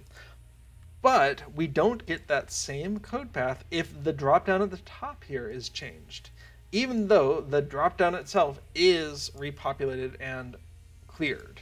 And so what we want to do is, and I feel like this is a bug in the original code, not a serious bug, but a bug. Like if I was here, mightiest blow, and then I came up here and went to spring, oh, it does work. How? Okay, excellent. Let's figure out what is the callback for this up here, because obviously something is working better than what I've got. And for that, let's figure out. This is drop-down quests, and what we're looking for is drop-down anything else. It's probably called DD to start for drop-down. That's alt names. That's exciting. Nope. Festivals. There we go.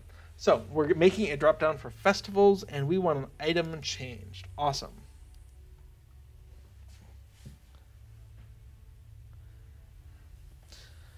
Okay, so what are we doing here? We set the selected festival. Awesome. And we save it off. Okay, we have a local and we save it off into settings. We call a function, which I wanna put a pin in that. Fill main win. That seems plausible. Okay. Okay. There's explicit code here. Why is there explicit code here? Okay. This I think this is it. So if I were to comment out these lines specifically, unload and reload the festival buddy, then when I switched over to a different, they stay. Okay. So there is, I feel like, a incorrect location of this. Because I suspect these are being handled in that other location as well. Let's take a look. Yes. So, if that settings language equals quest name. Oh, it's not being taken care of.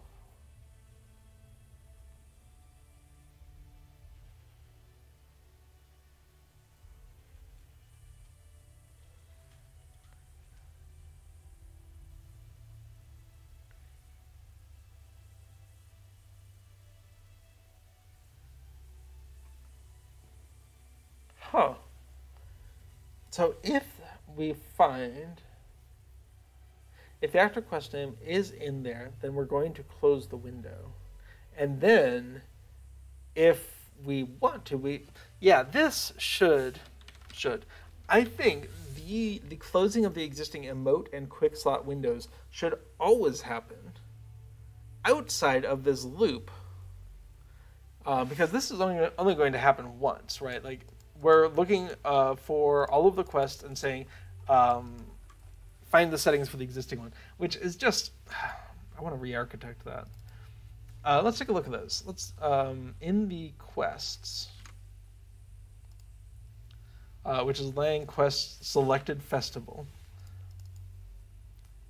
So if we had one, okay. Because they're indexed under the language, if it was spring and then underneath that language, we could just search for, anyway, I think these tables are not set up for a friendly logic. Oh well. So we're iterating through all of them. If we find one, great. If we don't find one, I think that's a bug because the dropdown should be populated with these very things. So when we find it, then we turn these off. So we're going to go ahead and hoist this out.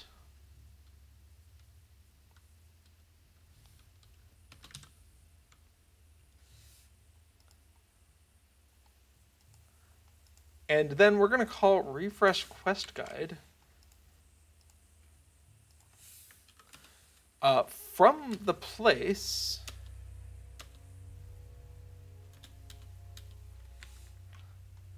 where we were manually doing those. Is that a reasonable thing? I think it might be. I mean, let's see what happens if we don't find anything. That's a great thing about source control. We can throw these changes away. So if I have Fireworks of Bree, and then I switch to something else,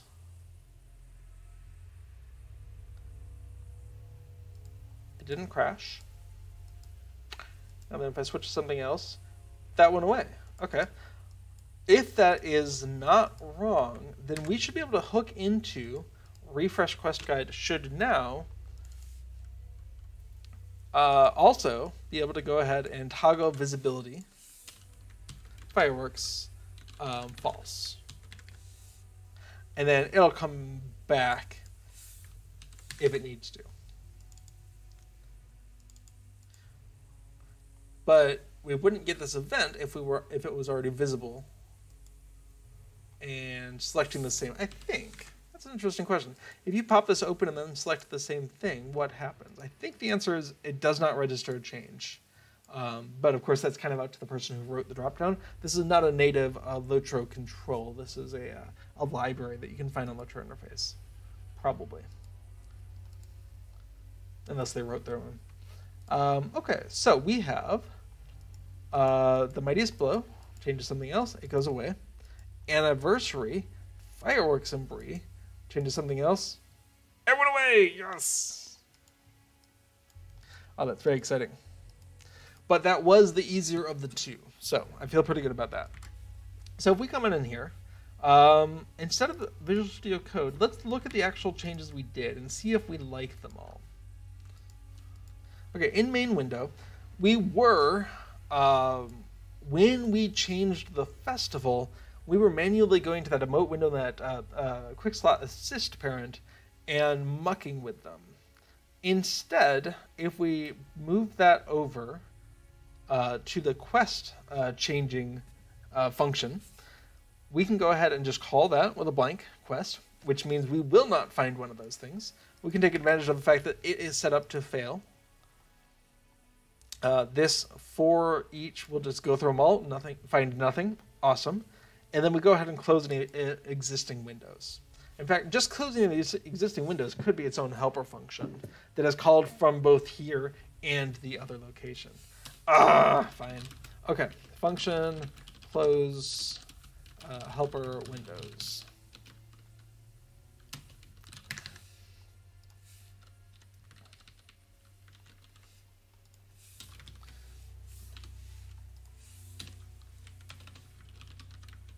Okay, so we can call that from here, close helper windows. And we can also call it from the other place. That way we're not calling refresh quest guide if there's no quest to refresh. Instead we're doing this thing that we actually wanted, the side effect of that function, which was to close the windows. And so this is a better named operation, because now the thing that we want to have happen isn't a side effect of a function we're calling, it's the point of the function that we're calling. Close helper windows, or whatever we're going to call them. I'm just going to call them helper windows. So that's what we want to see happen. And that means it would be very easy to call that from a third place if we had to, if there was some other place, like in the options window or something. Okay, I feel better about that change. If we're going to be going ahead and moving the closing of the helper windows, they're in their own special function, and we can go ahead and stage all of this except for the toggling of the fireworks. Awesome. And close helper windows instead of these. Okay. Everything but the fireworks part. And we're going to go call this refactor how helper windows are closed. Now, this isn't a forward-facing or a public-facing change. No one cares about a refactoring as long as it doesn't break anything. So that's not going into the release notes, as it were. But here, we can go ahead and close event quick slot window when festival changes. Oh, I was wrong. That change did include calling that from festival changing, didn't it? No, we were already doing that. That was the refactor. Okay, cool.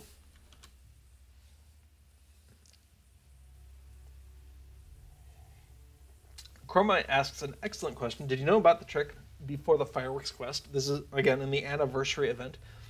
The time you can pick up the quest, but nothing is going on yet, where you can just spam a firework over and over once you find one that works to increment the quest.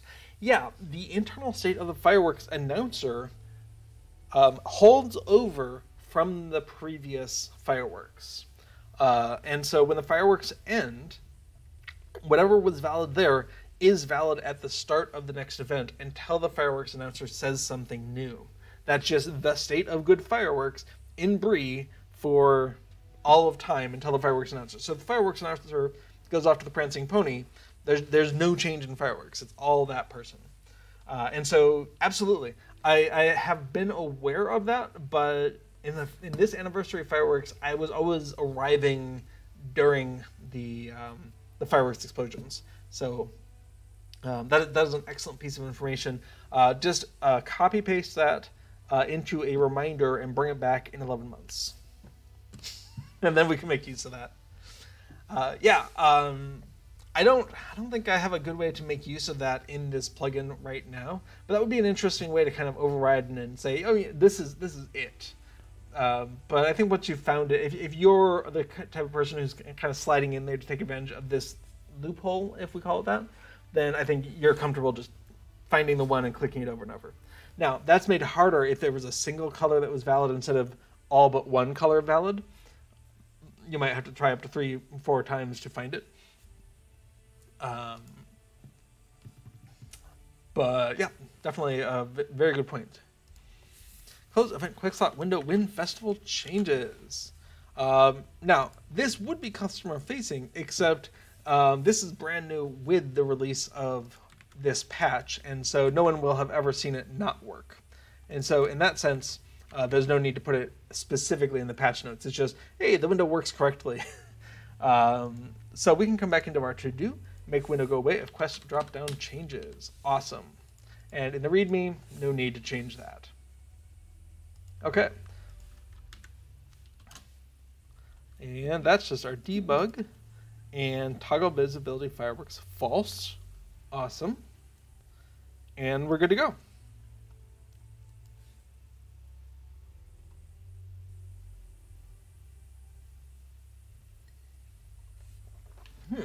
Chromite says, I missed the Hobbit / Dwarf race trick, and I believe that's in, not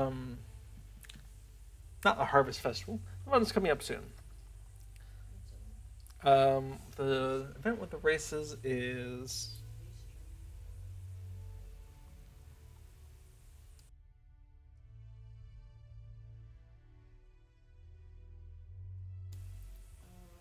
Farmer's Fair? Is that Farmer's Fair?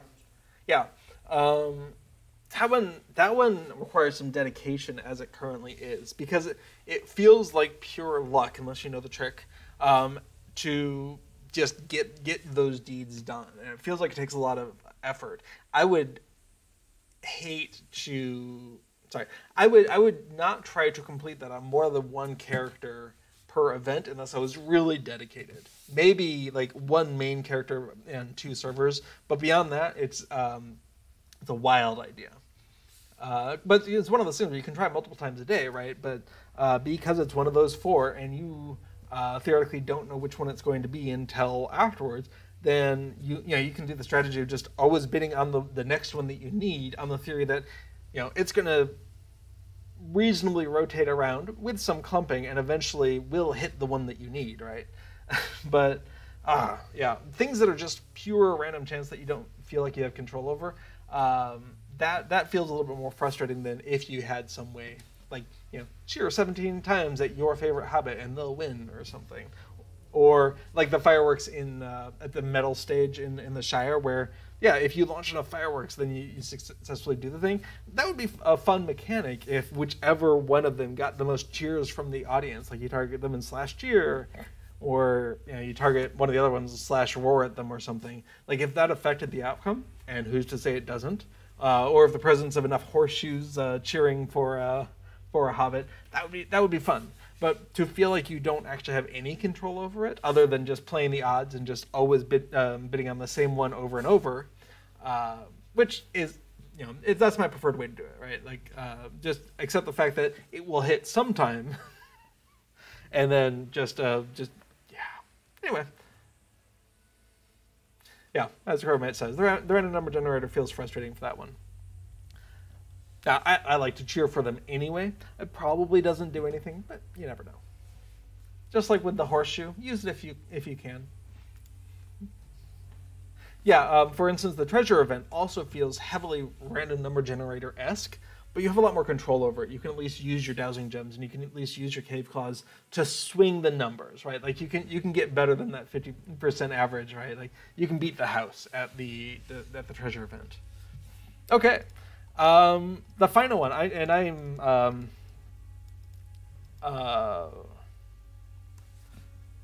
procrastinating on this because this one is a little bit harder. Not a lot harder, but we're talking about using an update cycle to track how much time has passed since a thing. Now, the neat thing is we already have that capability, and our debug capability isn't exercising this. We should probably fix that. So, update debug capability to include showing the announcement text. Awesome, because one of the things, when the actual announcer is saying things, we see that text on screen. And one of the changes we made early on was that text stayed up for the full 18 seconds that you're allowed to launch those fireworks. Now I say 18, it's 20 seconds before the text changes, but it takes 2 seconds to launch a firework. So if you launch a firework within those last 2 seconds, you are just asking for the color to change out from underneath you, and it's going to be very sad. So, so for 18 seconds, you have free reign to launch as many fireworks as you can, basically 1 or 2, or okay, 0, 1 or 2. And then you have to stop and wait for both the cooldown on your firework and for the text to change.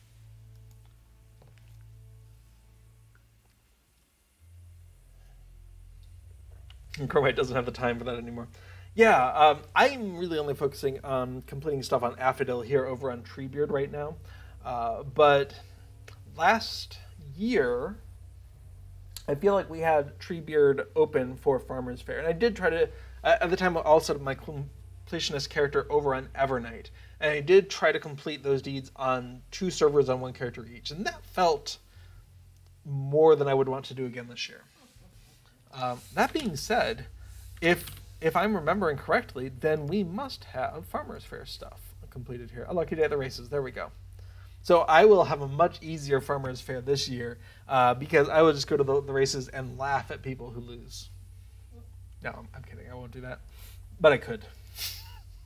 All right, let's go check out that debug function. So we have our options, win, and then we have our draw fireworks button, awesome. Our fireworks button is going to call highlight allowed fireworks. But I have a feeling that's not what we wanted. Let's go ahead and find the uses for that. Our chat logger is the one that's doing that. Handle fireworks announcer say.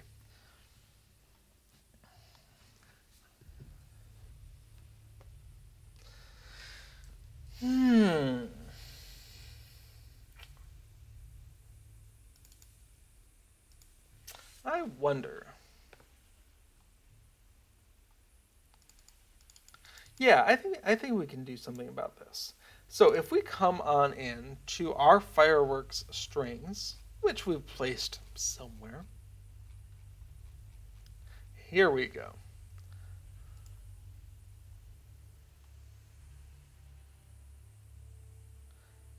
Okay, so we have the full text here.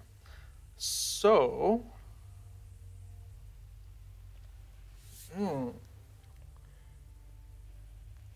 so a true debug might be able to do all of the various options, but I think I'll be content with a simpler version.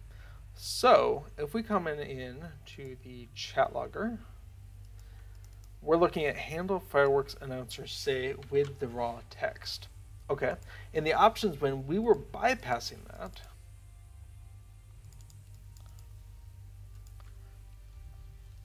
so instead let's come on in and fireworks value chat text, and let's go ahead and instead of this, let's do a button dot click equals a function sender args, and we're going to go ahead and handle fireworks announcer with the chat text end.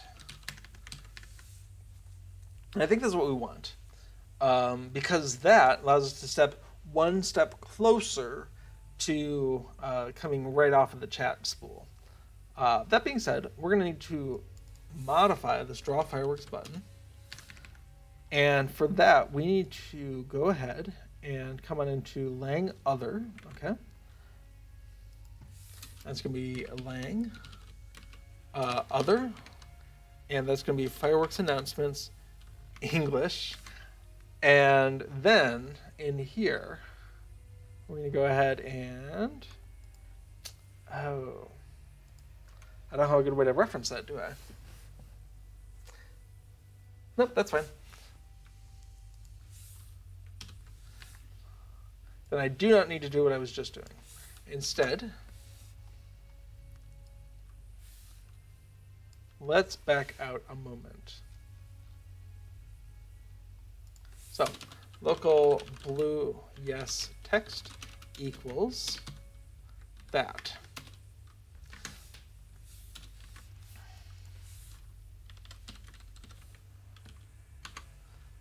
And we're going to do something very similar. where we're doing local green yes text. And that way I can make use of these, but it's not going to be inline in those function calls. I think this will be a little bit cleaner. Local red yes text. And finally, local yellow yes text. And then we're going to just do the same thing, where we have blue no, green no, red no, and yellow. And a true debug capability might cycle between the different options. That's not a today problem.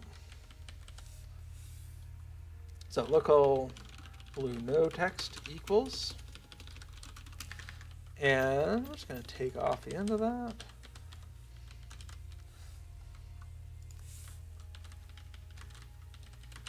Awesome. So we'll change the color, of course, but doing some copy pasting here. And we have local green no, local red no, and local yellow no. And then we can go ahead and pass these in. And if we're not using that value, well, we'll remove that in a moment once we see this working. So we can go ahead and say red yes text, red no text, green yes text, and this should feel very formulaic. Green no text. It makes me really feel like there should be a table, an array somewhere with all of these values, and then we just loop through it once and be done with it. Blue yes text. But blue no text, there's a limit to how much I want to clean up the code of what is just debug code, right? This could not ship and would be fine. Yellow yes text and yellow no text. I don't mind shipping code like this though, because if anyone wants to see how the plugin works, they can dig into it and they can use that, or a future plugin or patch maintainer. They might find it really useful to have this there. But at the end of the day, if I had to reconstruct this because my computer died or something, I would find it very useful for this code to be in the shipped plugin, just not enabled. Now I'm using cloud storage for my repository, but if I went away tomorrow, I'd be sad. All right, let's give this a try. Let's go ahead and reload this and hit this red button. Awesome. How about a bright red one? Launch it now. Now, interestingly, the chat logger, we only check if the selected text, we only bother calling handle fireworks if the selected quest is already set. So we're not as close to the chat window as we could be. That's okay. We're going to do /festival, get that window back, and we're going to go ahead and move to Fireworks in Bree. And we can see it has seen that setting. We would do a no green. How about something besides green? Launch it now. Now the text is going to stay on the screen for the 18 seconds. Let's move this quick slots while we're waiting. But I think it would be neat to have some sort of other on-screen timer that shows how long we have left. I don't have a good sense of what that would look like. Part of me likes the idea of a radial overlay, maybe in red, on top of the things where you shouldn't do it, right? But I'm worried that would be a confusing look because you also get a radio cooldown when you use one of the fireworks. So I don't think that would be quite right. I'm very used to the minstrel buffs where you just have a white bar that's slowly decreasing. But I don't know how I feel about that either. We have a first-time chat. Hello, welcome to Plugging Along, where we're playing with the plugin side of Lord of the Rings Online.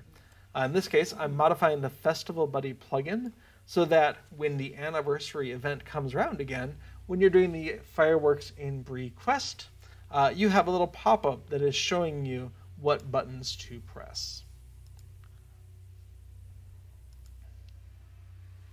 Now,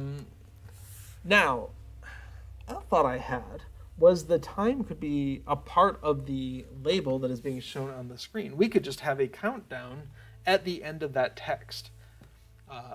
Since we're already tracking how long that is being shown, that would be a way to do it. I'm worried that would be a little visually annoying, but I'm okay with that. So I think that's what I'm going to try. First of all, I don't understand how that text is getting onto the screen in the first place, so we're going to have to do some digging. So first of all, let's just check. Do we have any outstanding changes? We do. Oh, yes. All that stuff I just did. Let's go back into the options window. We're no longer making use of these values here. I forget how to do a multi-edit in Visual Studio Code, so I'm just going to go ahead and use Sublime Text. I'm a little bit more fluent in that, as it were. And we're just going to come on in and get rid of that parameter. Okay. And in this function, we're no longer using the fireworks value, and we don't need this line either. And assuming there weren't any, oh, nope. There were no syntax errors. Excellent. I guess we can actually test it.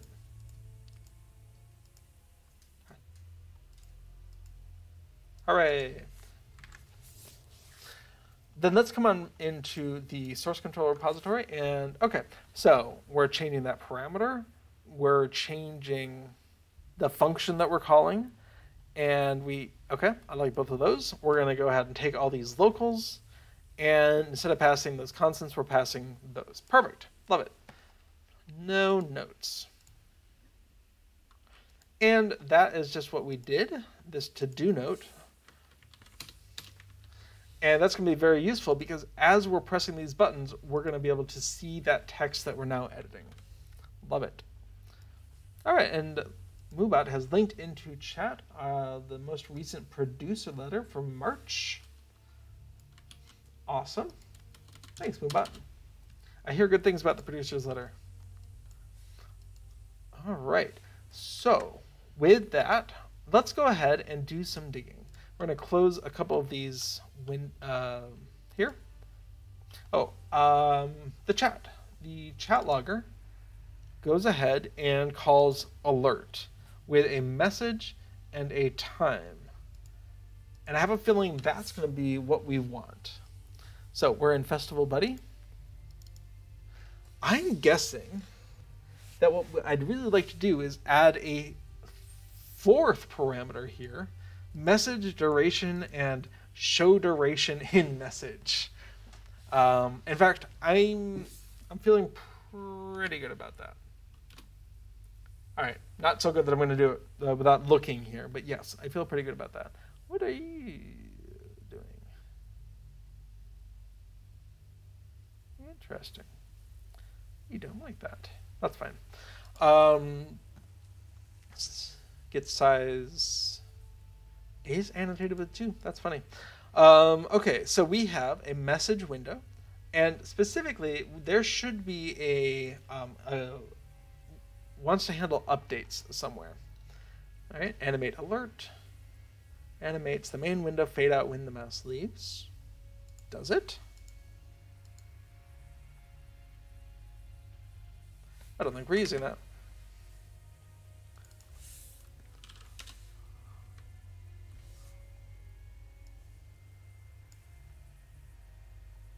Maybe we are. All right, what's the duration do?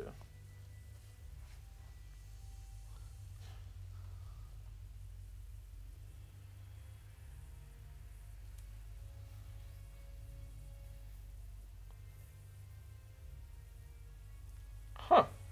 I don't think I understand what that's doing yet. I'll have to keep looking. That's okay.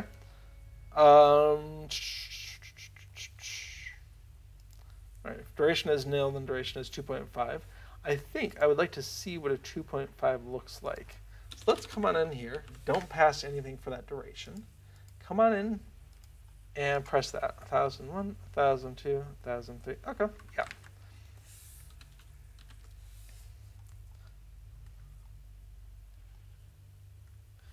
And then, so we are definitely using duration here. Where are we saying wants updates? Set wants updates, okay. Animate control, okay, so we're getting a control, yeah.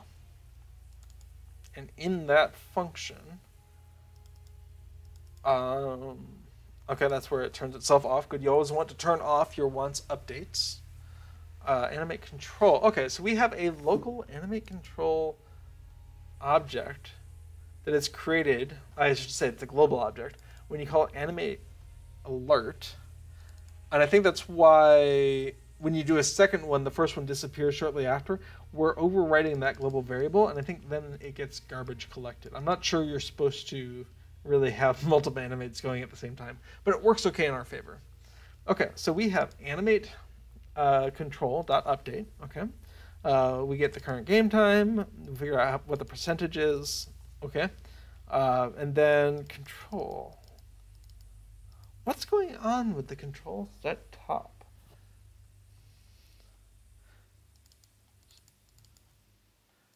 Oh, you can make this thing move. Well, how do you do that?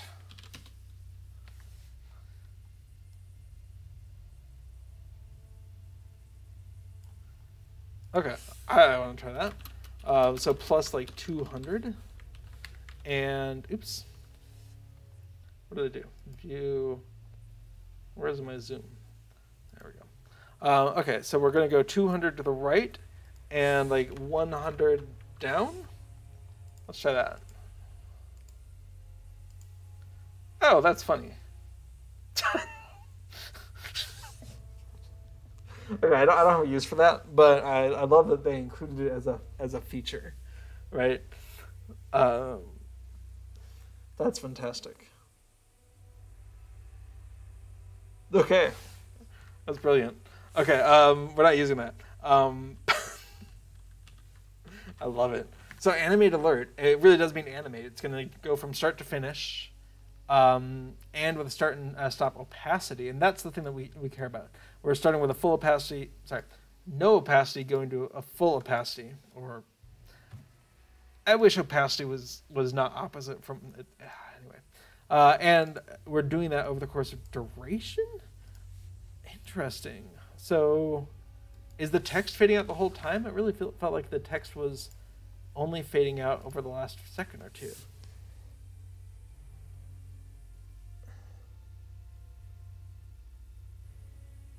Interesting.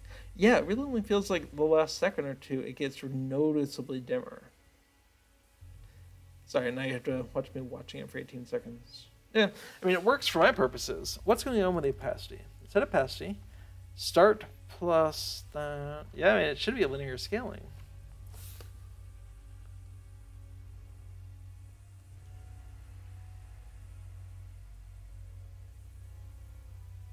Oh, interesting. If percent complete is less than percent before fade.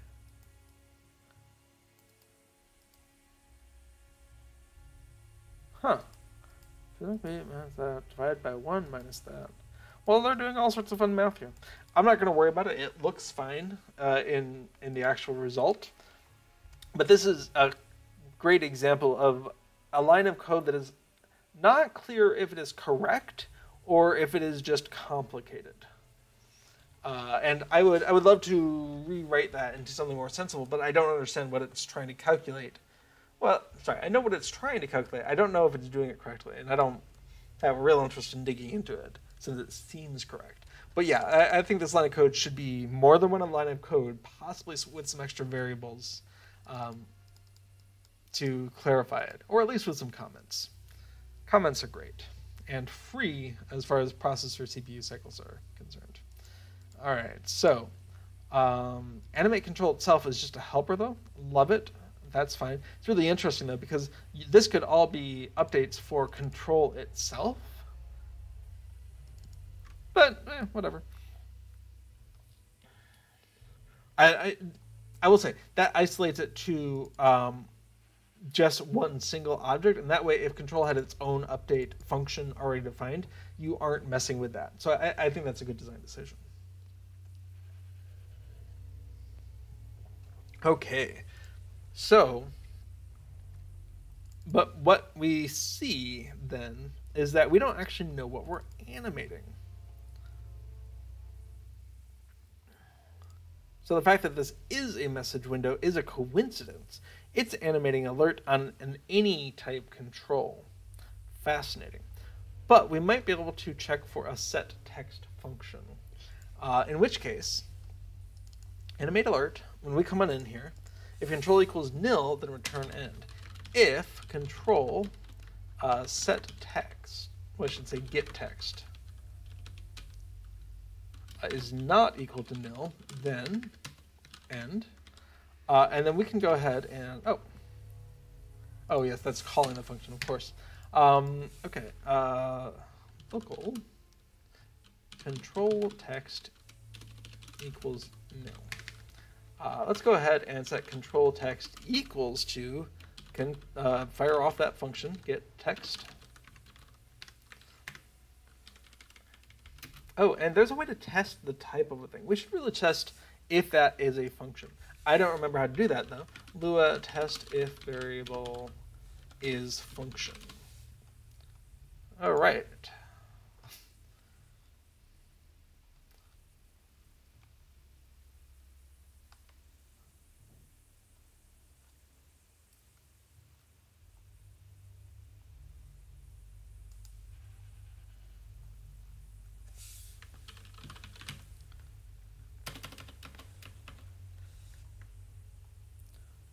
That's more complicated than I want to do.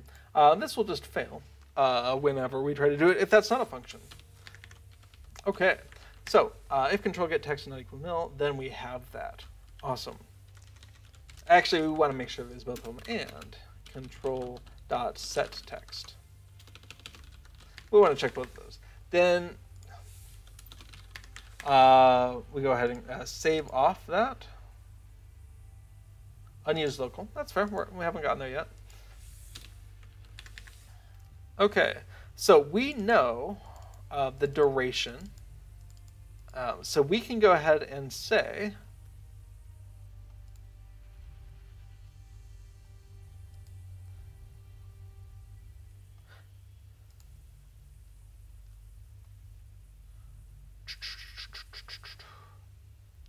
in the update function, let's start by in the update function saying that if, what are we calling that? Control text, sure. Control text is not equal to nil, then we're going to go ahead and say control set text equal to control text concatenate it with the duration. Let's see what that looks like. Just playing around here. Did not work. But why didn't it work? That's the important thing. All right, so first of all, are those the correct function names? Right? That's an easy thing to ask. We think this is a label, probably. So, get text, set text. We are expecting those. Let's go ahead and say else. Oh, where is this coming from? We're doing an alert. All right, let's check that.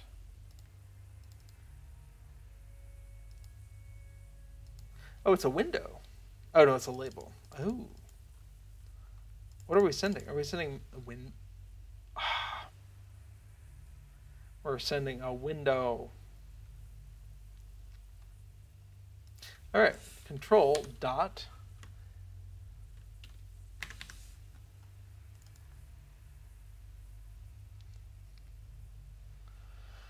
Oh, we don't have an obvious way to get it. All right, message window dot label equals message label, and then if control dot label is not equal to nil, and control dot label dot get text is not equal to nil. I feel like this is like a ham-handed way to do what I'm trying to do. Let's start with that. Okay, Still not correct.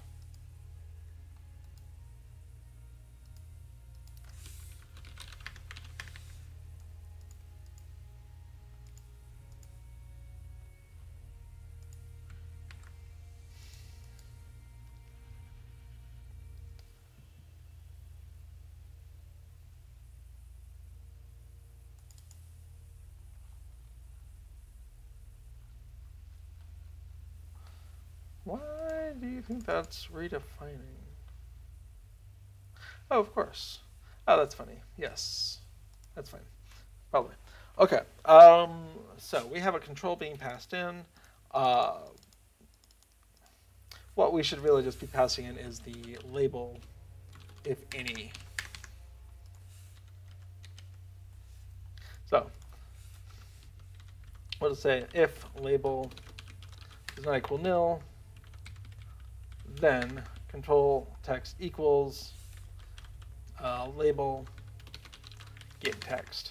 And then in this function, we'll go ahead and pass in message label. I don't think that's a great solution, but it's a solution. Let's see if it works, though. Okay, still no, but let's figure out where we are. Turbine.shell.writeLine, found text, and let's go ahead and concatenate that in. And let's throw in an else. And same thing, we're going to go ahead and write out turbine shell writeLine, and we're going to say label was nil. Just double check our assumptions. All right, found text. Awesome. Launch it now. So we have text. So that's not our problem. What's our problem? What would you say our problem is here? If control is not text, then we're going to... okay. Down here I did not fix that. We're going to go ahead and do label, set text. What have I done?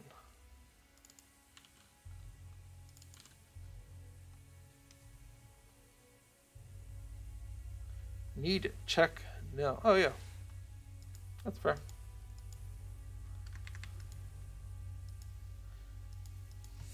And label is not equal to nil. Set text, control text, concatenate. Let's do this thing. Let's see some text. Beautiful. Why is that red? What on earth did I just do? Oh. Well, that's funny. Oh no. When you call get text on it, it strips off the HTML like color tags, which is hilarious. But it does mean that we don't.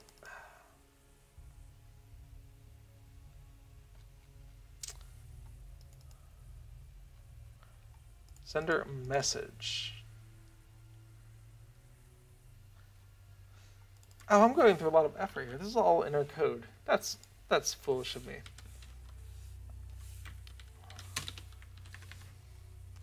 All right. Label set text message. Oops. Message dot dot dot.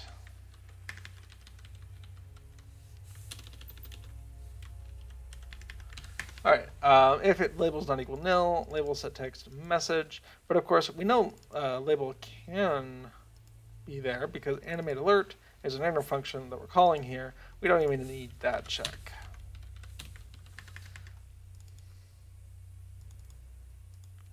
But actually, we do need the check of, okay, here's where we need it. Show remaining time. So we have if, oh, am I hearing those ducks now? If show remaining time is not equal nil, but just if show remaining time, then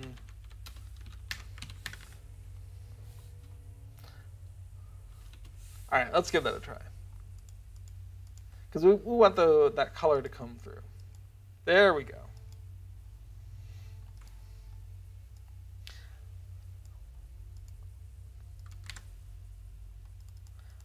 And then show remaining time, we can go ahead and say true.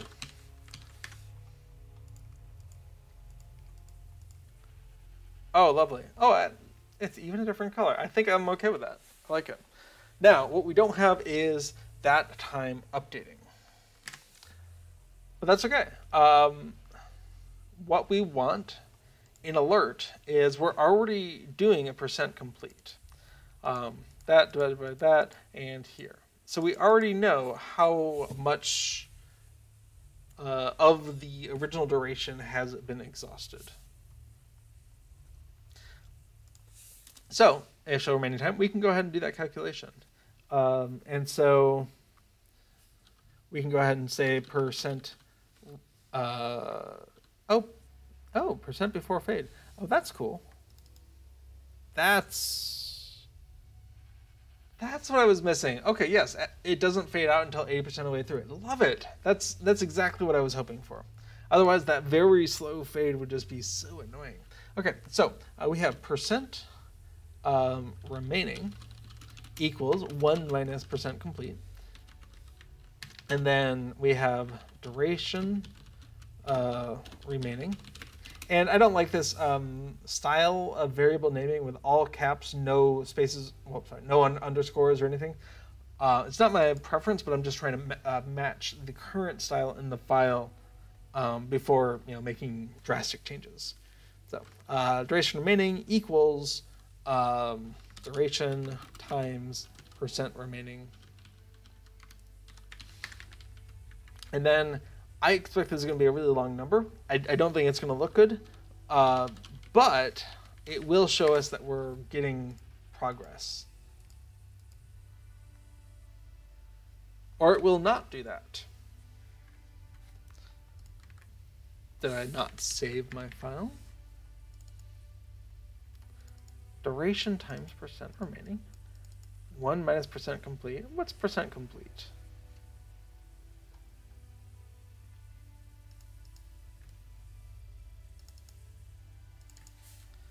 Well, you know what? Let's just double check our assumptions. We're going to do turbine.show.writeLine. And we're going to say percent remaining.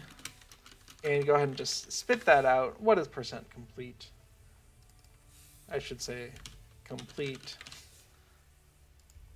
Now, in an update function, we should expect to see this a lot.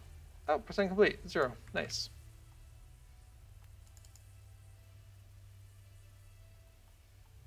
But why? Did I mistype it? Oh, of course, I'm doing this before the percent fade. That's terrible. I should definitely hoist this up before... Okay, so in my mind, they're using percent complete for two different things. Percent complete and percent complete for fade. And the fact that they are just rewriting the value of percent complete based on the value of percent before fade, they're changing the semantic meaning of this variable without changing the name of the variable. And for me, that's a no-no because it just makes things more confusing. Like, I did not know why this was wrong because my variable was being ripped out from underneath me in a semantic manner. Okay, awesome. I'm going to get rid of that right line there. Yes, I got this as hoisted above the petard. Exactly. That was a petard. I've hoisted it. We're good. Okay, now, as we can see, we are getting values here. But there's two problems here. One, the font is a variable width, and so everything is jerking around a lot. Not a fan. And two, that's way more significant figures than we need. I figure we need about one significant figure, maybe down to the second. In fact, what I did for the hunter dead the decoy was just to the second, and then below a certain amount, like 5 seconds, go ahead and show tenths of a second. So let's cheat a little and go take a look at that. I was going to say we could recreate it, but why recreate something when it already exists? That's just silly talk.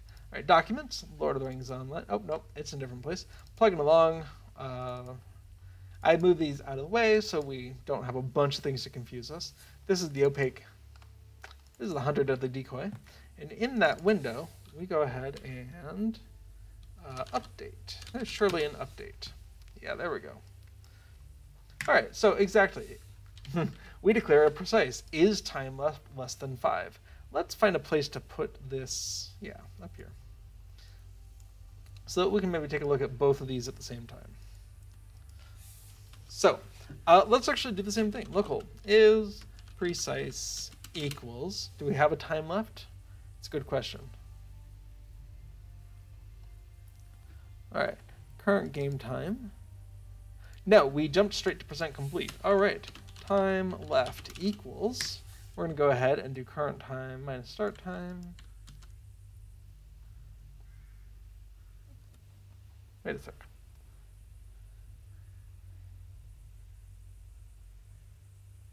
That is the time. That is not the time left. That is the time consumed, time used. What's the opposite of time remaining? Naming things is hard. Do I care about... I only care about the time remaining, right? Time remaining equals duration minus current time minus start time. Sure, let's take a look at that. So, is precise equals time remaining is less than 5. Okay.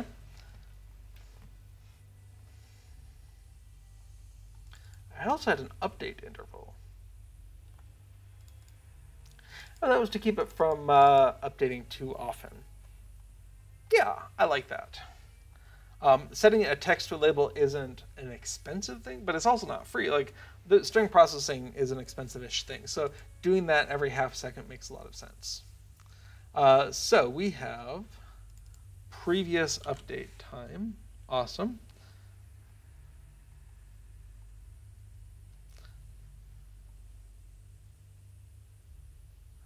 Let's go ahead and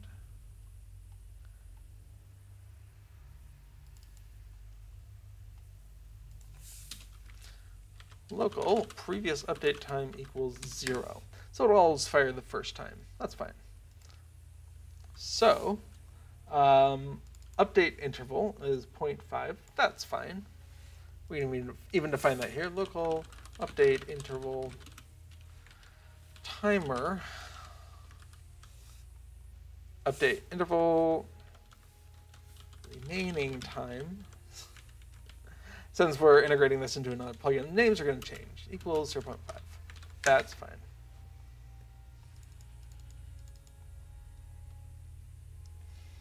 Okay. If is precise. Oh, yeah. Okay.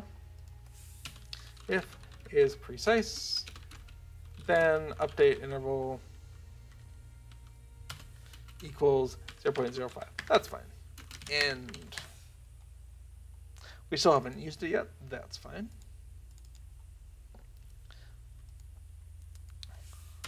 So if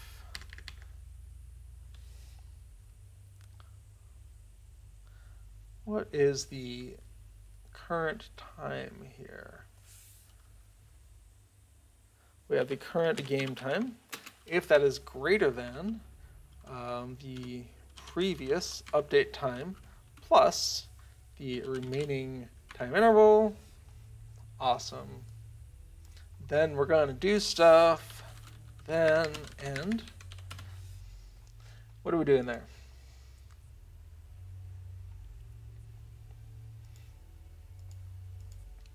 Yep, we need to update that interval. So previous update time equals current game time. Awesome. And then we can do whatever else we're going to do in here. In this case, local, we want to go ahead and only do these calculations and set text in there. Just out of curiosity, what does that look like? have we broken stuff dramatically? Let's load it back up. Oh yeah, look at that. That is updating about every half a second. It's actually a little bit more than half a second. I'm comfortable with that. That's much calmer. Oh, and then we can see now it's updating much faster. Love it. It's not quite right, but it's really close. And we can see the logic that we're pulling over from an existing plugin is making this so much easier. Not quite on rails, but we can move along with confidence that unless we mistype something or misconvert something, the logic is good. And I love reusing existing ideas in new places. It saves a lot of the effort of how should this work, and we can focus on making it work with this plugin. All right, so precision, same thing.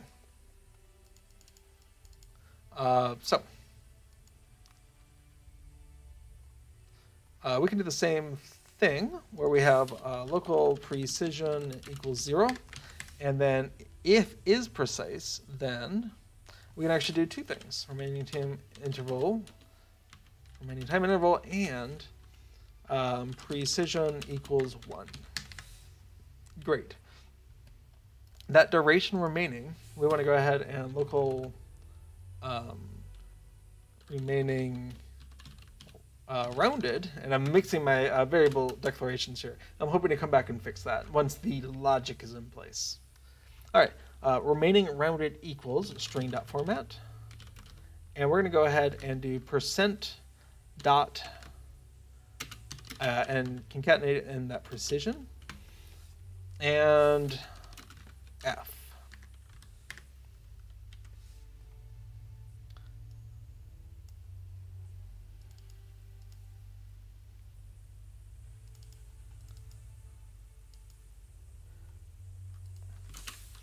That's weird.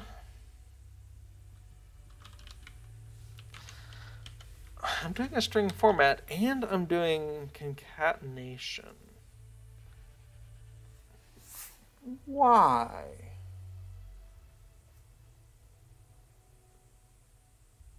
That's fine. I feel like, I mean, Lo doesn't have string interpolation, but I feel like I can do positional. Oh, swap in this thing. Don't get distracted. But that's weird, right? That's weird. String.format. Show me more.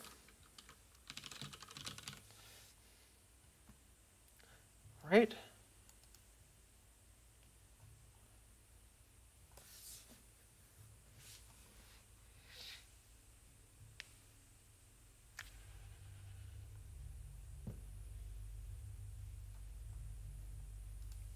Also, why am I doing a string concatenation to create the format when I just have a precision? Oh my goodness.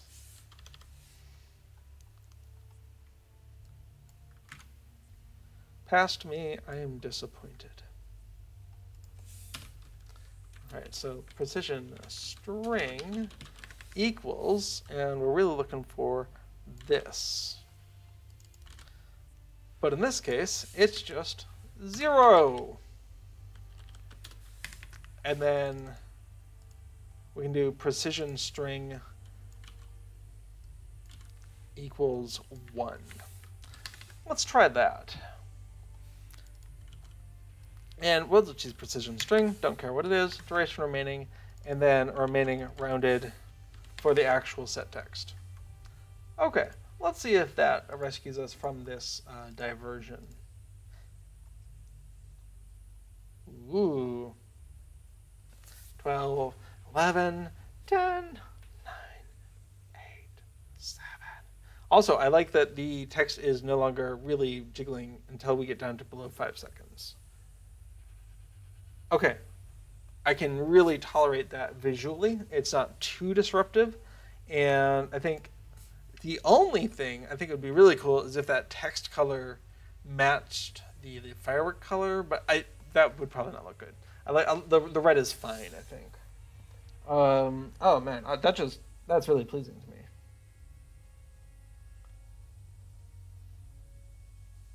Like, is it too simple? Should it be like surrounded by brackets or something? I don't know. I think I would definitely ship that now and mull it over in 11 months when I'm actually using it. But I think that's fine. So we're bailing out early if it hasn't been at least half a second until we get down to the last 5 seconds. And then we bail out early if it hasn't been at least a 20th of a second. And that means even if the update cycle is being called 50, 60 times a second, we're only caring about it of a small percentage of those times until the very end. And so I like this kind of throttling where the complicated stuff we're doing, string concatenation, calling set text with a possibly fairly large string, we put it off until we can justify ourselves the cost. And in that case, you know, oh, hey, there's more stuff. Yeah, we don't need to do any of this stuff outside of that check. Because we're not using isPrecise, well, we're using it here. And we're not using, oh no. Oh, for the end is remaining. Oh, I see.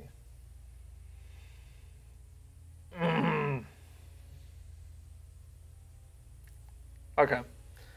Then yes, because we need that. We need that remaining time update interval. We need to know if that's 0.5 or 0.05. And even 0.05 is a little bit... oh, that's why.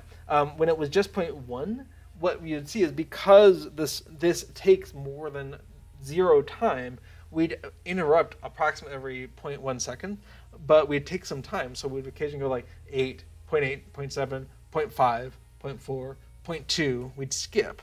And doing this every half of a tenth of a second lets us not skip any of those tenths of a second at the cost of being called twice as often. That's fine.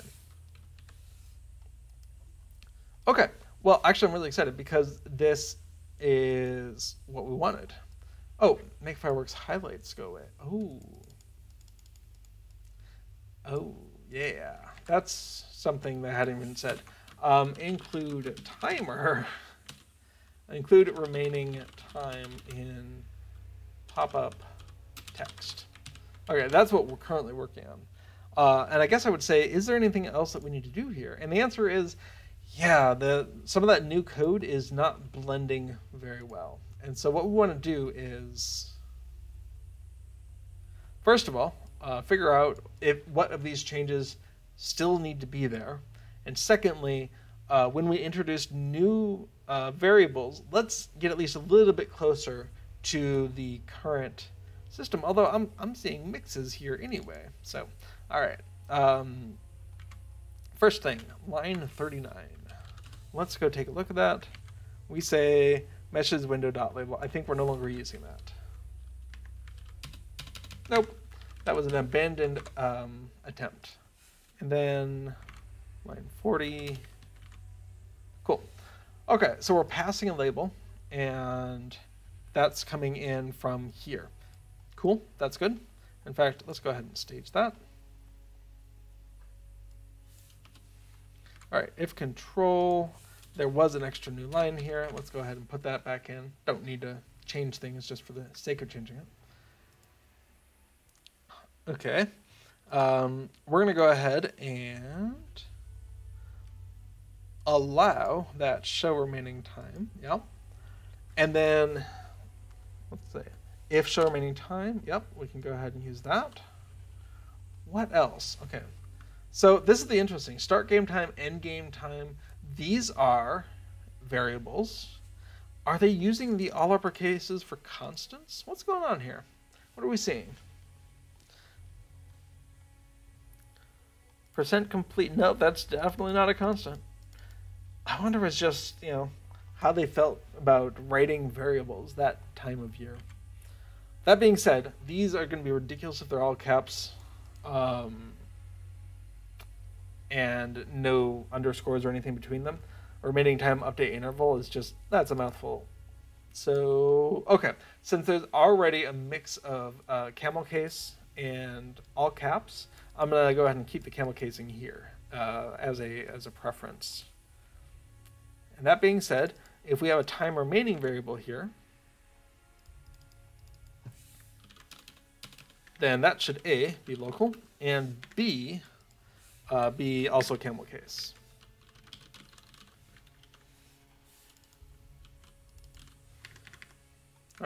duration was already there. We're not going to mess with it. It's precise, local, yeah.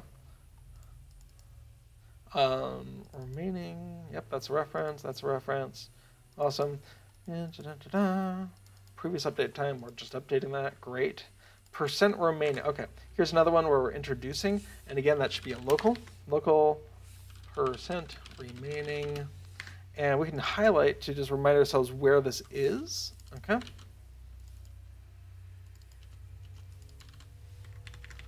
Okay, percent complete, that was an existing one. We're doing a little mixing here. Not a fan of that. Same thing here, though, local duration remaining. Highlight that, okay, just those two. Great. And local remaining rounded is when we format it and we call label set text with the initial message, concatenate on. Should we have like a colon? Let me take a look and see how that looks. The colon is also red. That's funny. I'm not convinced I like the colon. Let's go ahead and pull that and see what it looks like in, like, I don't know, brackets or something. What did I do?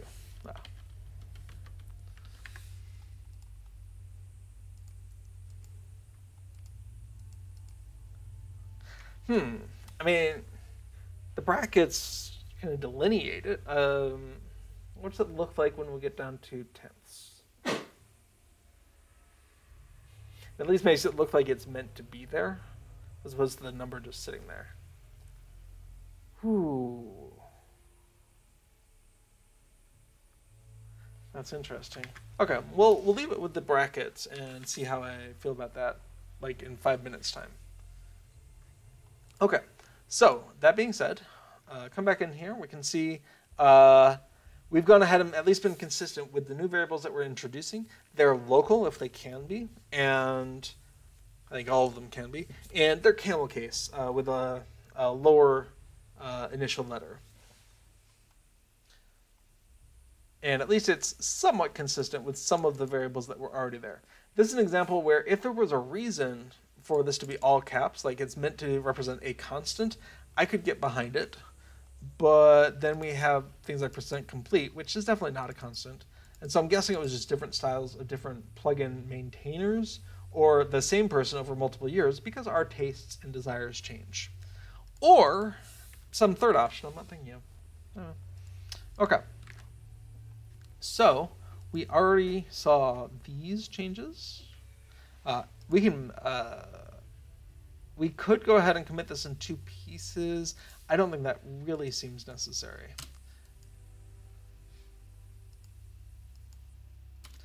So we have updated alert to possibly show time left.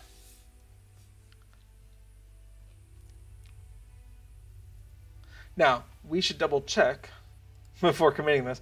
What happens if we don't request that time? So let's come back into chat logger. Where are we? There we are. And let's set that to false. And make sure that that still looks like it used to. And it does. Awesome. There we go. Okay. So coming back into the source control. Update alert to possibly show time left. Awesome. And it was just changes to alert. Cool. And then include remaining time in pop-up text. Remaining firework time in pop-up text. And we can go ahead and delete that from to-do. And that is now correct. So, that actually feels like a README. Include remaining time in pop-up text. Cool. Now the final thing was make the firework highlight go away after 18 seconds. And this is an interesting one for me. So Fireworks of Bree, if we go ahead and update these, then kind of by definition, after 18 seconds, that is no longer valid. Now, if you've wandered away from the fireworks area or teleported, logged off, whatever, well, okay, logged off, it wouldn't persist. But if you've somehow gone too far away to hear the fireworks announcer say something, this will just sit here forever. And I feel like we do not want that. So, all thing that we could do is, again, modify the alert with a callback function to please call this when the alert goes away. And I don't know what that would look like if we call this multiple times. Again, I don't think that's supported. So alert, if we had a callback function, optional again. Oh, apparently I've gone late for some reason, because I keep having stuff to do. All right, so, and callback. So if we optionally accept a callback, then at this point, we can say if callback is not equal to nil, then callback. And this is just a parameterless callback to say, we're done. But if we do that, then ChatLogger can go ahead and pass in a function that does something, right? And in this function, what do we want to do? Well, we can go ahead and say, highlight allowed fireworks types, none. Now, do we currently have that capability? Well, get border state defaults to false. So these definitions, if we just add a no fireworks equals 0, then we can even pass that as a formal parameter to this get border state for highlight allowed fireworks. And then we can come back on in here and say highlight allowed fireworks, no fireworks. That's the semicolon in there for completeness. And now we say, okay, after the alert is gone, call the highlight function, but clear this stuff. Now, this is actually possibly a really fast, easy change. Let's see if it actually does anything. Okay. Oh, let's go ahead and show those. Something besides green, anything besides green. And we only have 10 seconds left to do it. Quick, quick, quick. Well, actually, 8 seconds now left to start it. Because again, this is going to clear 2 seconds before the text changes. Oh, yes! Oh, that's great. We can see. Now, actually, the real question is what happens if we call this twice? Because I think the answer is nothing good. But again, in real world, we shouldn't expect it to happen. That's just a debugging thing.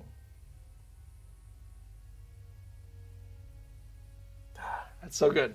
So after 18 seconds, both the text have disappeared and the thing saying these are valid disappears as well, because it's not valid anymore. I mean, it could be, but we don't know that it is.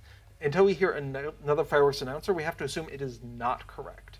And so I really wanted to clear that state so that if you wander away, if, I don't know, it's the end of the night. Actually, that's an interesting question. At the end of the night, it would be valid for it to stay for until the start of the next night. But I think if there were text that said it's the end of the night, maybe we could have a special case for that. I don't have that text available. So that might be a thing for next year, is if there's text saying, thanks for coming into the show, that kind of thing, then we could say, oh, in that case, don't clear this. Just keep the last valid state and show it forever. Okay, now, what I'm curious about is what happens if we go ahead and change this to summer. That should make that hide. Okay, cool. Back to anniversary. Cool. Now we're back to the fireworks. Okay, that's still there. That's what I wanted to see. And is it going to be cleared as well when this timer expires? Fingers crossed. And oh, that's so good. I am so sorry I can't use this for another 11 months. Okay, awesome. Let's take a look at our to-do list. To do, make fireworks highlight go away after 18 seconds. That was ridiculously easy. Asynchronous programming has its challenges, but one of the things I really love is that you can say, hey, you're doing a thing. When you're done, call this function. Pass the control back through to this arbitrary function. And that can make continuations, is what I would call that. And that can make this kind of thing really easy, where it's like, okay, you're going to be doing an alert thing. When you're done, this is what you do. And in this case, it's a one-liner, just clear the state. But you can imagine something more complicated, right? Where it's like, okay, start a new thing, and you just snowball.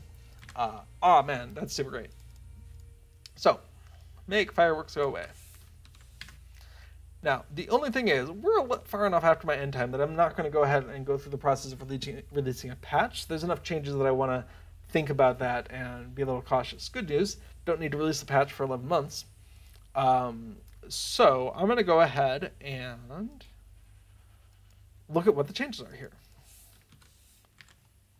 Okay. None. No known to-do items. And README. Okay. Clear. Valid fireworks orders clear after 18 seconds. Okay, so that was good. That's good. Let's come on back in here, whoops, to our source control repository. Excellent. To do. All right, so what did we do? Actually, let's come back. Whoops, don't need that. Okay, so first thing we did, we added an optional callback. Added optional callback to alert. That's a simple change right there. And then we used that to do the thing. All right, added no fireworks constant. Simple change. And then we went ahead and did the thing. Make fireworks highlights go away after 18 seconds. Super easy. Now that line got long enough where maybe I could see splitting it into multiple lines, but it's fine for right now, I think. Okay, so readme. Okay. Make fireworks highlights go away after 18 seconds. Bam. Oh, that's so nice. So, what do we have? We have overshot. Oh, we have raiders. That's awesome. We were just coming up to the conclusion of a plugin-focused stream for Lord of the Rings Online. In this case, I was looking at Festival Buddy, which is a really neat plugin for all the various festivals that we have in Lord of the Rings Online. If you haven't tried this out, I recommend it. Although I believe it hasn't been fully updated for Farmers Fair, so that is something I'm interested in doing now that I have a little bit more experience working with the plugin. But let's take an example for Yule. We can see, oh, I'm trying to do the biggest stomach of them all. It's got a little helper text of what to do, including, oh, berries are only 1%. You should definitely do that. Bread, don't eat bread during the biggest stomach of them all. That kind of thing. And so the Abominable Snowbeast, it will even pop up. Oh, that is fantastic. It'll even pop up a window here with the shortcut for your /tier, so you don't have to have that available if you don't want it. So this is really neat. And in anniversary for Fireworks and Bree, I wanted to go ahead and have where, oh, anything but green. We go ahead and just have an overlay that you can put on top of your event quick slot bar and a timer with how much time you have left with the current valid fireworks. Now, we've just finished that up. Awesome. Ah, so good. And so I think, thank you so much for the raid, but that was kind of going to be it. We've done all the things we wanted to do. Now, of course, there's 11 months left until anniversary comes around, but now I think I'm set up to maybe include some Farmers Fair editions as well. Since as we just noted, I was successful at a Lucky Day at the races and other deeds last year here on Treebeard server. I'll maybe have some spare time on my hands for plugin work. So I guess if you have any questions, comments, concerns, that sort of thing, let's toss them into chat. I'm going to take another drink of water, and then we'll see what there is to see. But we might be rapidly coming to the end of this Now 3-hour stream.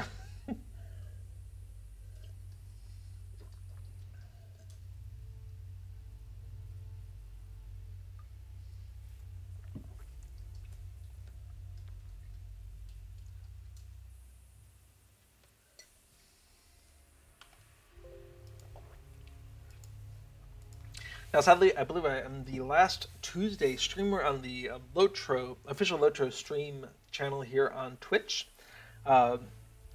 Shoreless Skies does a stream on the last Tuesday of the month, which this is not. And otherwise, I believe the schedule starts back up tomorrow on Wednesday. Excellent. So, I'm not seeing any questions or comments flowing into chat.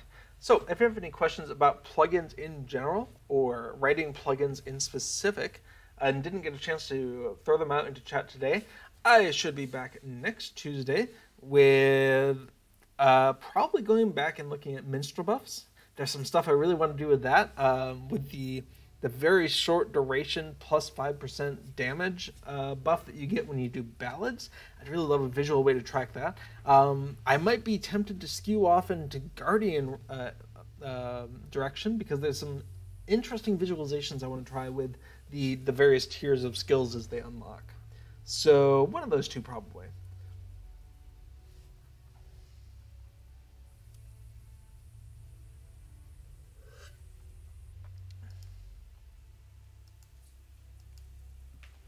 Oh, and hey, Moobot has latest release notes.